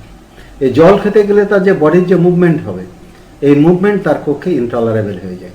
এই জন্যে সে অনেক দেরিতে জল খায়, এবং যখন খায় কষ্ট যখন হচ্ছে একটু বেশি করে খেয়ে নিই, আবার অনেকটা বাদে খাবো, এই জন্য অনেক দেরিতে দেরিতে সে জল খায়। এবং এই ব্রাইনিয়ার জলতেষ্টা যেমন আছে, আমরা আর্থ্রাইটিসের ক্ষেত্রে কি দেখতে পাই? আর্থ্রাইটিসের ব্রাইনিয়া রোগী নরমচরণে কিন্তু ভালো থাকে, গরম দিলে ভালো থাকে, আর ঠিক এরম রোগী জল খেতে চায়। এরকম জল খাওয়ার একটা টেন্ডেন্সি রোগীর মধ্যে, ব্রাইনিয়া রোগীর মধ্যে সবসময়ই থাকে। তাহলে এই লক্ষণ কিন্তু রাস্টক্সের মধ্যেও রয়েছে, কারণ রাস্টক্সও প্রচণ্ড জল খায়। ব্রাইনিয়া থেকে রাস্টক্স আরও বেশি জল খেতে পছন্দ করে। কোন ক্ষেত্রে কেন রাস্টক্স জল খায়? রাস্টক্সের গলার ভিতরটা শুকিয়ে যায় বলে রাস্টক্স জল খায়, এবং জল তেষ্টা না থাকলেও সে জল খেতে বাধ্য হয় due to dryness inside throat. এই জন্য সে বারে বারে জল খায়, ঘন ঘন অনেকটা জল খায়। সে যেন একদম পরিতৃপ্ত হয় না জল খেয়ে, তার গলার মধ্যে ড্রাইনেসের জন্য। এই জায়গায় ব্রাইনিয়া এবং রাস্টক্সের মধ্যে আমাদের ভুল হতে পারে। এই জলতেষ্টা দিয়ে আমরা এটাকে আলাদা করতে পারি। ব্রাইনিয়ার মুখের ভিতর শোকাচ্ছে, জিভ শোকাচ্ছে, ঠোঁট শোকাচ্ছে, এবং তার জল তেষ্টা পাচ্ছে বলে সে জল খাচ্ছে। রাস্টক্সের ক্ষেত্রে সেই শুকনো ভাবটা ওরকম নেই, গলার ভিতরটা শুকুচ্ছে, এই জন্যে সেই শুকনো ভাবটার উপশমের জন্যে সে জল খেতে বাধ্য হচ্ছে রাস্টক্সের রোগী। কিন্তু আর্থ্রাইটিসের ক্ষেত্রে ব্রাইনি এবং রাস্টক্স উভয়ের ক্ষেত্রেই সাধারণত একই জাতীয় লক্ষণ আমাদের কাছে দেখা দেয়, আমরা সেটা দেখতে পাই। ব্রাইনিয়ার থার্স্ট ডিউরিং স্টুল, মানে পায়খানার সময় ব্রাইনিয়া রোগীর জলতেষ্টা পেতে থাকে, এটা মনে রাখতে হবে। ব্রাইনিয়ার আদার ইন্ডিকেশনের মধ্যে আমরা দেখব over sensitiveness of all senses to external impressions, মানে কোনো বাহ্যিক উদ্দীপনা, কোনো বাহ্যিক উত্তেজনাতে রোগী খুব অনুভূতিশীল হয়, ওভার সেন্সিটিভনেস থাকে। এই জন্য ব্রাইনিয়া পেশেন্টের তার পাশ দিয়ে কেউ হাঁটাচলা করলেও সে বিরক্ত বোধ করে, তার দেওয়ালে ক্যালেন্ডারটা নড়লে তার মানসিক একটা অস্থিরতা আসে, মানসিকভাবে সে অসুস্থতা অনুভব করে, অস্থির থাকে। কোনো শব্দ সে সহ্য করতে পারে না, শব্দ তাকে বিরক্ত করে তোলে, গাড়ির হর্ন সে পছন্দ করে না, তাকে ইরিটেট করে তোলে। এরকম কোনো এক্সটার্নাল কোনো ইমপ্রেশন, কোনো বাহ্যিক উদ্দীপনা ব্রাইনিয়া রোগীর কষ্ট বাড়িয়ে দেয়। এবং ব্রাইনিয়া রোগীর যে কথা আগে বলেছি আবার বলবো, all complaints are worse from motion along with general amelioration by absolute rest and pressure. Bryonia রোগীর সমস্ত কষ্ট বৃদ্ধি পায় নড়াচড়া করলে, এবং উপশমিত হয় সম্পূর্ণ বিশ্রামে এবং প্রেশারে। ব্রাইনিয়া খুব একটা ভালো ওষুধ, এর সমস্ত অসুবিধাগুলো সাধারণত ধীরে ধীরে প্রকাশ পায়। তারপরে আমরা তার অসুখের লক্ষণ দেখতে পাই, আস্তে আস্তে প্রকাশ পায়। প্রথমে বোধগম্যতার মধ্যে আসে না, প্রথমে তার শরীরটা খারাপ করে, প্রথমে ভালো লাগছে না এরকম একটা লক্ষণ হয়। জ্বর আসলে 3-4 দিন আগে থেকে তার সূত্রটা শুরু হয়, তারপর 3-4 দিন বাদে তার গাটা একটু গরম ভাব আসে, তারপরে আস্তে আস্তে জ্বরটা দেখা দেয়। এরকম লক্ষণ ব্রাইনিয়ার কিন্তু একটা বড় বৈশিষ্ট্য। ব্রাইনিয়ার আরেকটা বড় বৈশিষ্ট্য যেটা আমি বলেছি, dryness of all mucous membrane, hence discharge are scanty and adherent. তার সমস্ত মিউকাস মেমব্রেন যেহেতু শুকনো, সেখান থেকে যদি কোনো ডিসচার্জ হয়, সেই ডিসচার্জের পরিমাণ, সেখান থেকে কোনো যদি সিক্রেশন হয়, সেই সিক্রেশনের পরিমাণ খুবই কম, এবং সেটা জড়িয়ে যাওয়া মতো, গায়ে লেগে থাকা মতো এরকম সিক্রেশন ব্রাইনিয়া পেশেন্টের মধ্যে আমরা দেখতে পাই। ব্রায়োনিয়ার পেন আছে, বিভিন্ন রকম পেন আছে। তার পেশিতে ব্যথা আছে, তার গিটে ব্যথা আছে, তার পেটে ব্যথা আছে, তার মাথার যন্ত্রণা আছে। বহুবিধ ব্যথাতে ব্রায়োনিয়া রোগী ভুগতে থাকে এবং আমরা ব্যথাতে ব্রায়োনিয়া ব্যবহার করেও থাকি যদি তার সিমটম সেখানে মিলে যায়, এবং অনেক ক্ষেত্রেই ব্রায়োনিয়া জ্ঞাপক লক্ষণ ব্যথাতে রোগীর মধ্যে আমরা পাই। একিং pain which are relieved by absolute rest and pressure and by lying on painful side. এটা ব্রায়োনিয়ার একটা বড় বৈশিষ্ট্য। এই পেনফুল সাইটে শুয়ে থাকলে রোগী ভালো থাকে, এটা কিন্তু প্রেশারেরই আর একটা নামান্তর। এবং যেমন প্রেশারের নামান্তর, সেই সাথে সাথে সেই পার্টটা যাতে মুভ না করে, সেই পার্টটা যাতে একদম রেস্টে থাকে, অ্যাবসলিউট রেস্টে থাকে, এই জন্যে ব্যথার পাশে রোগী শুয়ে থাকতে চায়। ব্যতিক্রম পেট এবং বুকের কষ্ট, অ্যাকর্ডিং টু হেরিং। এই জায়গায় খানিকটা বিতর্কিত কথা আছে, অন্য রাইটাররা কিন্তু অন্যরকম বলেছেন, কিন্তু হেরিংয়ের কথাটাই আমরা বেশি মান্যতা দিই। এই Bryonia generally right sided remedy, right sided affection, সাধারণত ডান দিকের ওষুধ। কিন্তু এর ব্যতিক্রমী ক্ষেত্র আছে। মাথার যন্ত্রণার ক্ষেত্রে, ব্রায়োনিয়ার ক্ষেত্রে আমরা দেখি সাধারণত বাঁ দিক থেকে শুরু হতে পারে, বাঁ দিক থেকে শুরু হতে পারে বলে খানিকটা হয়তো গুরুত্বটা কমে যাচ্ছে।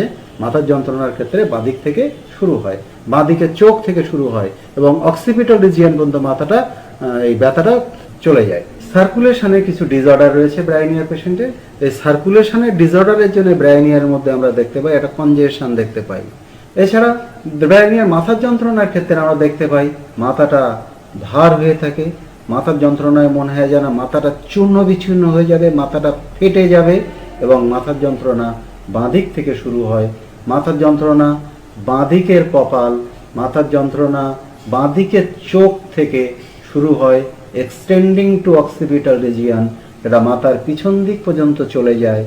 অ্যাগ্রাভেশন, মুভিং আইজ, কফিং, স্টেনিং অ্যাট স্টুল, মানে সে যদি চোখটা নাড়ায়, তার আইবলটা যদি ওই সকেটের মধ্যে মুভ করায়, তাহলে তার মাথার যন্ত্রণা কিন্তু বাড়ে।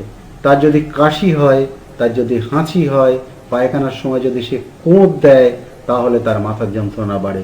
তাহলে দেখুন, এই যে আইবলটা ঘোরাচ্ছে, রোটেট করছে চোখের মধ্যে, তাতেও তার মাথার যন্ত্রণা বৃদ্ধি পাচ্ছে। এরকম কিন্তু অ্যাবসলিউট রেস্ট ব্রায়োনিয়া পেশেন্ট কিন্তু চায়। তাহলে মাথার যন্ত্রণার ক্ষেত্রে কি বললাম, বাঁ দিকে চোখ বা কপাল থেকে মাথার যন্ত্রণা শুরু হয়ে মাথার পিছনের দিকে চলে যায়। এই মাথার যন্ত্রণা যদি সামান্য মুভমেন্টে বাড়ে, এমনকি চোখটা যদি ঘোরালেও মাথার যন্ত্রণা বাড়ে, কাশিতে যদি তার মাথার যন্ত্রণা বাড়ে, পায়খানা করতে গিয়ে যে সামান্য কোঁপ দিতে হয় তাতে যদি মাথার যন্ত্রণা বাড়ে, তাহলে আমরা একবার ব্রায়োনিয়ার কথা চিন্তা করব।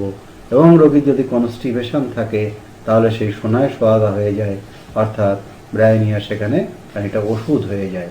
এবারে ব্রায়োনিয়ার মাথার যন্ত্রণার পিছনে কারণ থাকে, যেমন কিছু কিছু ক্ষেত্রে আমরা দেখতে পাই আয়রনিং, যেমন সিপিআর ক্ষেত্রে আছে, কোনো ইস্ত্রি করতে গিয়ে মাথার যন্ত্রণা, যারা ইস্ত্রির কাজ করে, আয়রনিং করে, তাদের যদি মাথার যন্ত্রণা হয়, তার যদি পায়খানা শক্ত হয়, কনস্টিপেশনের ধাপ থাকে, তার যদি মাথার যন্ত্রণা হয়, এবং মাথার যন্ত্রণার ক্যারেক্টার আগে যেমন বলেছি তেমন যদি থাকে, তাহলে ব্রায়োনিয়া সেখানে ওষুধ। ব্রায়োনিয়ার যেখানে কনস্টিপেশন থাকে, পায়খানাটা লার্জ হয়, ন্যাড়, বড়, ডগ লাইক স্টুল, শুষ্ক, একদম শুকনো, মনে হচ্ছে যেন সেটাকে পোড়ানো হয়েছে, এরকম টাইপের শুকনো পায়খানা ব্রায়োনিয়া রোগীর মধ্যে আমরা দেখতে পাই, due to dryness of rectal mucous membrane. যদিও ব্রায়োনিয়া পেশেন্ট প্রচুর জল খায়, তবুও তার মিউকাস মেমব্রেনের ড্রাইনেস তার বৈশিষ্ট্যসূচক লক্ষণ এনে দিয়েছে। প্রচুর জল তেষ্টা আছে, তবুও তার ড্রাইনেস যায় না, তার পায়খানা শুকিয়ে যায়, তার মুখের ভিতরটা শুকিয়ে যায়, শুকনোর জন্য তার জিভ ফেটে যায়, ঠোঁট ফেটে যায়, মুখের মধ্যে অনেক অস্বস্তি হতে থাকে। এগুলো ব্রায়োনিয়ার বৈশিষ্ট্য। ব্রায়োনিয়ার আমরা বলেছিলাম মর্নিং ডায়রিয়া আছে, সকালের দিকে তার পায়খানা হয়, বা তার ডায়রিয়া আছে, ডায়রিয়ার ক্ষেত্রে তার গাশিং টাইপের, মানে একসাথে সব পায়খানা যেন একটা হুড়ুর করে বেরিয়ে যায়, পায়খানায় গেল ঝপ করে সব বেরিয়ে গেল, পেনলেস, কোনো ব্যথা থাকে না। আমরা প্রোটনটিকের ক্ষেত্রে পাই, আমরা পোডোফাইলামের ক্ষেত্রে পাই, কিন্তু প্রোটনটিকের ক্ষেত্রে ব্যথা থাকে, পেটে ব্যথা থাকে, কলিক পেন হতে থাকে। পোডোফাইলামের ক্ষেত্রে কোনো কলিক পেন থাকে না, সালফারের ক্ষেত্রে কোনো কলিক পেন থাকে না। এরকম ব্যথা আমরা ব্রায়োনিয়ার মধ্যেও কিন্তু পাই, এবং সেটা সকালের দিকে এই পায়খানার বেগটা বাড়ে, ভোরের দিকে পায়খানার বেগটা বাড়ে, যে মুহূর্তে তার ঘুম ভাঙে সে মুহূর্তে পায়খানার বেগটা বাড়ে, এবং সেই সাথে সাথে আস্ত করতে থাকে, এরকম লক্ষণ ব্রায়োনিয়া রোগীর মধ্যে রয়েছে। এবং যদি বাঁধাকপি খায় তাহলে ব্রায়োনিয়া পেশেন্টের পাতলা পায়খানা হয়, লাইক দ্যাট পেট্রোলিয়াম। আমরা এই লক্ষণ পেট্রোলিয়ামের মধ্যেও পাই, এবং পেট্রোলিয়ামের মধ্যেও মর্নিং ডায়রিয়া আছে, প্রচণ্ড দুর্গন্ধ পায়খানা আছে পেট্রোলিয়ামের মধ্যেও, সেটাও তো এখানে পেট্রোলিয়ামের সঙ্গে আমাদের একটু কম্পেয়ার করতে হবে। ব্রায়োনিয়ার বহু রকম রেসপিরেটরি সিমটমস রয়েছে, বহু রকম ফুসফুস সংক্রান্ত বুকের লক্ষণ ব্রায়োনিয়া পেশেন্টের মধ্যে রয়েছে। তার মধ্যে কি আছে, তার বুকটা এমনভাবে আক্রান্ত হয়, তার প্লুরেসি হতে পারে, তার প্লুরাল ইফিউশন সেখানে আসতে পারে, যে কোনো স্ফেরাস স্যাকের মধ্যে, যে কোনো সাইনোভিয়াল মেমব্রেনের মধ্যে একটা জল জমার প্রবণতা ব্রায়োনিয়া পেশেন্টের মধ্যে রয়েছে। এই জন্য ব্রায়োনিয়া পেশেন্টের মধ্যে আমরা হাইড্রোথোরাক্স দেখতে পাই। এই হাইড্রোথোরাক্সে ব্রায়োনিয়া পেশেন্ট চাপ দিয়ে শুতে পারে না, তার ড্রাই কফ থাকে, তার মানসিক ইরিটেবিলিটি থাকে, সে চুপচাপ থাকতে চায়, সে একা থাকতে চায়, কারোর সঙ্গে কথা বলতে চায় না, তার মুখের মধ্যে ড্রাইনেস থাকে, বা আরও ব্রায়োনিয়ার যে লক্ষণগুলো বলেছি, তার স্টুল শক্ত থাকে, কনস্টিপেশন থাকে। সেক্ষেত্রে আমরা যদি ব্রায়োনিয়া প্রয়োগ করি, মারাত্মক কোনো অর্গানিক ডিসঅর্ডার যদি সেখানে না থেকে থাকে, মারাত্মক কোনো ইনফেকশন যদি না থেকে থাকে, তাহলে ব্রায়োনিয়া সেই জায়গাটা কভার করে। এরকম প্লুরিসির ক্ষেত্রে তার যে কফ, যে তাকে যে কাশতে থাকে, এই কাশির সঙ্গে সামান্য যে স্ক্যান্ডি যে এক্সপেক্টোরেশন হয়, তাতে রক্তের সিট থাকে, রক্তের দাগ থাকে, কিন্তু প্রচুর পরিমাণে রক্ত সেখানে বার হয় না, এটা মনে রাখতে হবে। এই ব্রায়োনিয়ার যে ড্রাই কফ, এই ড্রাই কফটা সাধারণত খুব বেদনাযুক্ত হয় এবং রাত্রের দিকে বৃদ্ধি পায়, এবং কাশিটা মনে হচ্ছে যেন পাকস্থলী থেকে উঠছে, এতটা ভিতর থেকে, এতটা ডিপ থেকে। এই পাকস্থলী বলা হচ্ছে কারণটা কি, বুক বলা হলো না, ফুসফুস বলা হলো না, বলা হলো পাকস্থলী থেকে। তার মানে কাশির গভীরতাটা বলতে চাওয়া হয়েছে এখান থেকে। অর্থাৎ কাশিটা এতটাই ডিপ থেকে আসে, যেটা রোগীর খুবই কষ্টের কারণ হয়ে যায়। রোগী বিছানা থেকে উঠে বসতে বাধ্য হয়, সে বসে থাকে।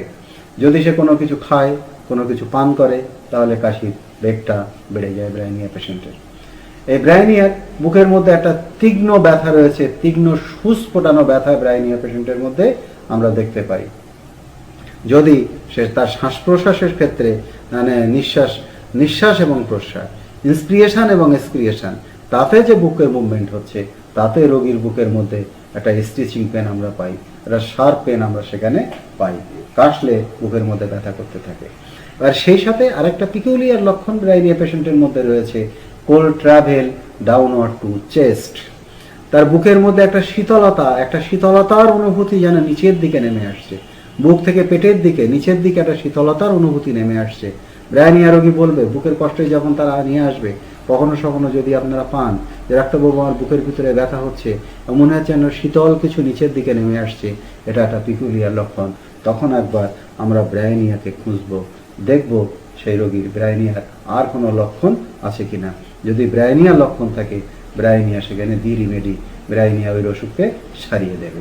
আর ফিমেল জেনিটালিয়ার মধ্যে আমরা দেখি স্ত্রী জননাঙ্গের যে সমস্ত অসুখ রয়েছে, সেই অসুখ যদি আমরা একটু পর্যালোচনা করি, তাহলে দেখব মেয়েদের মাসিকের সময় মাসিকের পরিবর্তে তার দেহের অন্যান্য জায়গা দিয়ে রক্তক্ষরণ হয়, যেটাকে আমরা ভাইকেরিয়াস মেনস্ট্রুয়েশন বলি। তার সেই সময় এপিস্টাসিস হতে পারে, নোজ ব্লিড হতে পারে। তার সেই সময় যদি পায়েস থাকে, পায়েস দিয়েও তার রক্ত হতে পারে। জেনারেলি এপিস্টাসিসটা ব্রায়োনিয়ার ক্ষেত্রে আমরা দেখতে পাই। ব্রায়োনিয়ার ব্রেস্টের লক্ষণের মধ্যে আমরা পাই, ব্রেস্টে ম্যাস্টাইটিসের একটা প্রবণতা রয়েছে, তাতে ব্রেস্টটা স্টোনি হার্ডনেস থাকে এবং পেনফুল হয় এবং বুকটা গরম হয়ে যায়। এবং ব্রায়োনিয়া রোগী এতটাই শক্ত এবং গরম হয়ে যায়, ব্রায়োনিয়া রোগী যখন চলাফেরা করে, বুকটাকে ধরে নিয়ে, ব্রেস্টটাকে ধরে নিয়ে সে হাঁটে। কারণ এই হাঁটতে গেলে যে মুভমেন্ট হয় বুকের, ব্রেস্টের যে নড়নচড়ন হয়, সেই নড়নচড়নটাও তার পক্ষে ইনটলারেবল। এই জন্য ব্রেস্টে সে হাত দিয়ে ধরে হাঁটতে থাকে। সে যে ব্লাউজ পরে বা ইনার যেটা পরে, সেটা খুব টাইট সে পরতে পছন্দ করে ব্রেস্ট ডিজিজে। যদি আমরা দেখতে পাই ব্রেস্টে কোনো স্টেনি হার্ডনেস রয়েছে, ব্রেস্টটা একটু হেভি টাইপের হয়েছে এবং সেখানে ব্যথা আছে, এবং যদি ম্যাস্টাইটিস হয়, সে জায়গাটা গরম, হাঁটার সময় তাকে ব্যথা, মানে নড়নচড়ন প্রিভেন্ট করার জন্য তাকে টাইট জামা করতে হয়, হাত দিয়ে চাপ দিতে হয়, ধরে রাখতে হয়, তখন আমরা একবার ব্রায়োনিয়া হয় কিনা আমরা একবার দেখব। এবং ম্যাস্টাইটিসে ওপরের চামড়াটা লালচে হয়ে যায়। যদি এই লক্ষণ পাই, যদি আমরা ড্রাইনেস পাই, যদি জলতেষ্টা পাই এবং মানসিক লক্ষণ ব্রায়োনিয়াকে সাপোর্ট করে, ব্রায়োনিয়া সেখানে একটু উচ্চ পোটেন্সি 200 বা অ্যাবভ যদি আমরা দিই, তাহলে পুঁজ উৎপন্ন হবে না, আস্তে আস্তে গ্রোথটা চলে যাবে। এটা আমাদের মনে রাখা দরকার, মনে রাখতে হবে। ব্রাইনিয়ার যে সমস্ত রিউমেটিক যে সমস্ত পেন রয়েছে, এই রিউমেটিক পেনের ক্ষেত্রে আমরা দেখি সেখানে একটা ফুলে যাওয়ার টেন্ডেন্সি রয়েছে। আমরা আগেই বলেছি যে সেরাস স্যাকের মধ্যে কোনো সাইনোভিয়াল মেমব্রেনের মধ্যে ব্রাইনিয়া রস উৎপন্ন করতে পারে, রস তৈরি করতে পারে। তাহলে এই ব্রাইনিয়া পেশেন্টের যদি আর্থ্রাইটিস ডেভেলপ করে, হাঁটুতে যদি তার বাত হয় বা পায়ের অ্যাঙ্কেল জয়েন্টে যদি তার এরকম ব্যথা হয়, তাহলে সেই জায়গাটায় ফুলে যায়, সেখানে রস আসে। এটা আমাদের মনে রাখতে হবে। এবং সেই সাথে যদি ব্রাইনিয়ার অন্য লক্ষণ থাকে তাহলে আমরা ব্রাইনিয়ার কথা চিন্তা করতে পারি। ব্রাইনিয়ার ঘুমের ক্ষেত্রে আমরা দেখি ব্রাইনিয়া রোগী সাধারণত বাঁ দিকে কাত হয়ে শুলে ভালো ঘুমায়, সে ভালো ঘুমাতে পারে। আমরা ডান দিকের যে ওষুধগুলো কাজ করে আমরা দেখেছি, মার্কিউরিয়াসের ক্ষেত্রে বলুন, ডান দিকে সাধারণত রোগ আক্রমণ হয়, সে কিন্তু ডান দিকে শুতে পারে না। ব্রাইনিয়ার ক্ষেত্রে দেখুন সে কিন্তু বাঁ দিকে শুতে পছন্দ করছে, বাঁ দিকে শুলে তার ঘুম হচ্ছে, ডান দিকে শুতে পারছে না, ডান দিকটা তার ক্ষেত্রে পছন্দ না। আর স্কিনের ক্ষেত্রে আমরা দেখবো কি ব্রাইনিয়ার স্কিনের কিছু ইরাপশান আছে, কিছু ইরাপটিক ফিভারে আমরা ব্রাইনিয়া ব্যবহার করতে পারি। সেই যে ইরাপশান, সেই ইরাপশানটা বেরোনো কোনো ইরাপটিক ফিভারের ক্ষেত্রে বা যে কোনো ইরাপশানের ক্ষেত্রে বেরোতেও কিন্তু তুলনামূলকভাবে দেরি হয়। হামের ক্ষেত্রে আমরা দেখতে পাই জ্বরের 4 দিনের মধ্যে গায়ে তার হাম বেরোতে থাকে, কিন্তু ব্রাইনিয়ার হয়তো 4 দিনের মাথায় 2-4টা দেখা গেল, কিন্তু 5 দিন 6 দিন বা তাছাড়াও বিলম্বিত আস্তে আস্তে অল্প অল্প করে বেরোচ্ছে, বেরিয়েও যেন বেরোচ্ছে না, পুষিয়ে বেরোচ্ছে না। এই লক্ষণ, এই স্লোনেস, স্লো ডেভেলপমেন্ট আমরা ব্রাইনিয়া পেশেন্টের মধ্যে দেখতে পাই। আর কিছু কিছু রোগীদের ক্ষেত্রে আমরা দেখতে পাই একটা সাডেন দেখতে পাই, মানে হঠাৎ করে এরকম র্যাশ বেরোনোটাও দেখতে পাই। সুতরাং ব্রাইনিয়ার দুটো বৈশিষ্ট্যই রয়েছে, হয় দ্রুত অথবা আস্তে আস্তে, কিন্তু সময়ে ব্রাইনিয়াকে কিন্তু সমর্থন করে না, সঠিক সময়ে সঠিকটা। এবারে ব্রাইনিয়ার ইন্টারমিটেন্ট ফিভারের ক্ষেত্রে আমরা দেখি, মানে ইন্টারমিটেন্ট ফিভার বলতে সবিরাম জ্বর, যা ম্যালেরিয়া তার একটা বেস্ট উদাহরণ। এই ইন্টারমিটেন্ট ফিভারের ক্ষেত্রে যে সময় শীতের দশাটা থাকে, এই শীতের দশাতে ব্রাইনিয়ার খুব জলতেষ্টা থাকে। সাধারণত জ্বরের 3টে দশা থাকে, শীতের দশা বা stage of chilliness, stage of fever, আর একটা স্টেজ অফ সোয়েটিং। এই 3টে দশা, এই 3টে দশার মধ্যে এই যে শীতল দশায় সাধারণত জলতেষ্টা থাকে না, কিন্তু ব্রাইনিয়া পেশেন্টের ক্ষেত্রে আমরা দেখি শীতল দশায় যেমন জলতেষ্টা থাকে, সেই সাথে সাথে জ্বরের সময়ও তার খুব জলতেষ্টা থাকে। ইন্টারমিটেন্ট ফিভারের ক্ষেত্রে এটা ব্রাইনিয়ার কিন্তু আর একটা বড় লক্ষণ। এর ব্রাইনিয়া পেশেন্ট কিন্তু সে শুয়ে থাকতে চায়, তার গায়ে ব্যথা আছে, সে শুয়ে থাকতে চাচ্ছে, তার মাথার যন্ত্রণা আছে, সে শুয়ে থাকতে চাচ্ছে, কিন্তু শুয়ে থাকে তার মধ্যে আমরা কি দেখতে পাই, ডিলেরিয়াম দেখতে পাই। এবং সেই সঙ্গে আমরা constant motion of arm and leg আমরা ব্রাইনিয়া পেশেন্টের মধ্যে দেখতে পাই। এ দেখুন তার হাত পা নাড়াচ্ছে, রোগীর ব্যথা আছে, আমি বলেছিলাম বাতের ব্যথাতে নড়নচড়ন এসে ভালো থাকে, like Rhus tox, like Medorrhinum, like Calcarea fluorica, like radium bromide ইত্যাদি ইত্যাদি, যাই হোক না কেন। এখানে ঠিক সেই কথাটাই হেরিং সাহেব বলেছেন, wants to lie down with body ache, head ache, delirium with constant motion of arm and leg, left leg, লেগের বলতে লেফট লেগ, বাঁ পা নাড়াতে থাকে, এই লক্ষণ আমরা দেখতে পাচ্ছি। আমরা রাস্টক্সের ক্ষেত্রে এরকম নাড়ানো দেখতে পাই, আমরা মেডোরিনামের মধ্যে নাড়ানো দেখতে পাই, আমরা জিঙ্কামেটের মধ্যে এরকম ফিটজিটির দেখতে পাই, নাড়ানো দেখতে পাই। কিন্তু ব্রাইনিয়ার ক্ষেত্রেও আমরা দেখলাম, ব্রাইনিয়া এখানে আমরা সহজে মানে যে কথাটা সবসময় মাথায় রাখি, ব্রাইনিয়া কিন্তু এই জায়গাটায় ঠিক সে কথা না, এখানে রাস্টক্সের মতো নড়াচড়া সে চাচ্ছে। এবারে কিনোর সিমটমসের মধ্যে আমরা কি দেখব, তার কিনোর সিমটমের মধ্যে ব্যথার যে বৈশিষ্ট্যগুলো বলেছি, সেই বৈশিষ্ট্যগুলো স্টিচিং অ্যান্ড টিয়ারিং পেন থাকবে, sharp stitching and tearing pain, সামান্য নড়াচড়াতে বাড়বে, রাত্রের দিকে বাড়বে, একদম বিশ্রামে চাপে ব্যথার দিকে শুয়ে থাকলে কম থাকবে। এটা ব্রাইনিয়ার ব্যথার বৈশিষ্ট্য, ব্যতিক্রমী বুকের ব্যথা এবং পেটের ব্যথা। সেই সাথে এক্সেসিভ ড্রাইনেস থাকবে যে কোনো মিউকাস মেমব্রেনে, প্রচণ্ড জলতেষ্টা থাকবে, অনেকক্ষণ বাদে বাদে অনেকটা জল খেতে চাইবে। আমি কিনোর সিমটমসগুলো বলছি, অর্থাৎ যেগুলো বলেছি তা থেকেই এই কথাগুলো আসবে, মানে এইগুলো দিয়েই কিন্তু আমরা ব্রাইনিয়া প্রেসক্রিপশন করি সাধারণত ডেইলি প্র্যাকটিসে। সেই কথাগুলোই এবারে আমরা বলছি, সেই কথাতেই আসছি। তার যদি কোনো মেমারি গ্ল্যান্ডে কোনো সমস্যা হয়, স্তনে যদি কোনো সমস্যা হয়, স্তনটা একটু ভারী হয়ে যায়, খুব ব্যথা থাকে এবং পাথরের মতো শক্ত হয়ে যায়, সেই জায়গাটা একটু হট থাকে, মানে টাসে সেই জায়গাটা হট থাকে। মেডোরিনামের ক্ষেত্রে আমরা কোল্ড দেখি, বিশেষ করে নিপিলে, কিন্তু এখানে আমরা হট দেখতে পাচ্ছি, একদম মোশানে লিস্ট মোশানে রোগীর কিন্তু কষ্ট বেড়ে যাচ্ছে। সাপোর্ট দিলে, চুপচাপ থাকলে তার কষ্ট কমে যাচ্ছে। শুকনো কাশি আছে রোগী, কাশির সাথে একটা সুস্ফোটানো ব্যথা বুকে, এবং চাপ দিলে বুকে ব্যথাটা রোগীর একটা বাড়ে, বুকের মধ্যে একটা চাপ বোধ থাকে। মাথার যন্ত্রণা প্রচণ্ড, মনে হয় যেন মাথাটা ফেটে যাবে, মাথাটা খুব ভারী হয়েছে। ফ্রন্ট অক্সিপিটাল হেডেক, মাথা যেমন চোখ থেকে শুরু হচ্ছে, কপাল থেকে মাথার পেছনের দিকে ব্যথাটা যাচ্ছে। এই লক্ষণ আমরা ব্রাইনিয়ার মধ্যে পাই। যদি রোগীর কনস্টিপেশন থাকে তাহলে সেখানে সোনাইশ পাওয়া হয়ে গেল। যদি কোনো আয়রনিংয়ের পরে রোগীর এরকম ব্যথা হয় তাহলে ব্রাইনিয়া এবং সিপিআর সঙ্গে আমরা তুলনা করব সেখানে। এবারে কনফার্মেটরি সিমটমের মধ্যে আমরা এটা রাইট সাইডেড কমপ্লেন আমরা বলেছি, ব্যতিক্রমী ক্ষেত্র আছে, মাথার যন্ত্রণা, ড্রাইনেস আছে সমস্ত কিছুতে, সুস্ফোটানো ব্যথা আছে, নড়াচড়াতে তার বৃদ্ধি আছে, একদম বিশ্রামে রোগী ভালো থাকে, প্রচণ্ড জল তেষ্টা আছে, তার কনস্টিপেশন আছে, জল তেষ্টায় অনেকটা সে জল খেতে পছন্দ করে। রোগীর মেজাজ যেগুলো বলেছি, যে মেজাজের কথা, সেই মেজাজ যদি আমরা এখানে পাই তাহলে একবার ব্রাইনিয়ার কথা আমরা চিন্তা করব।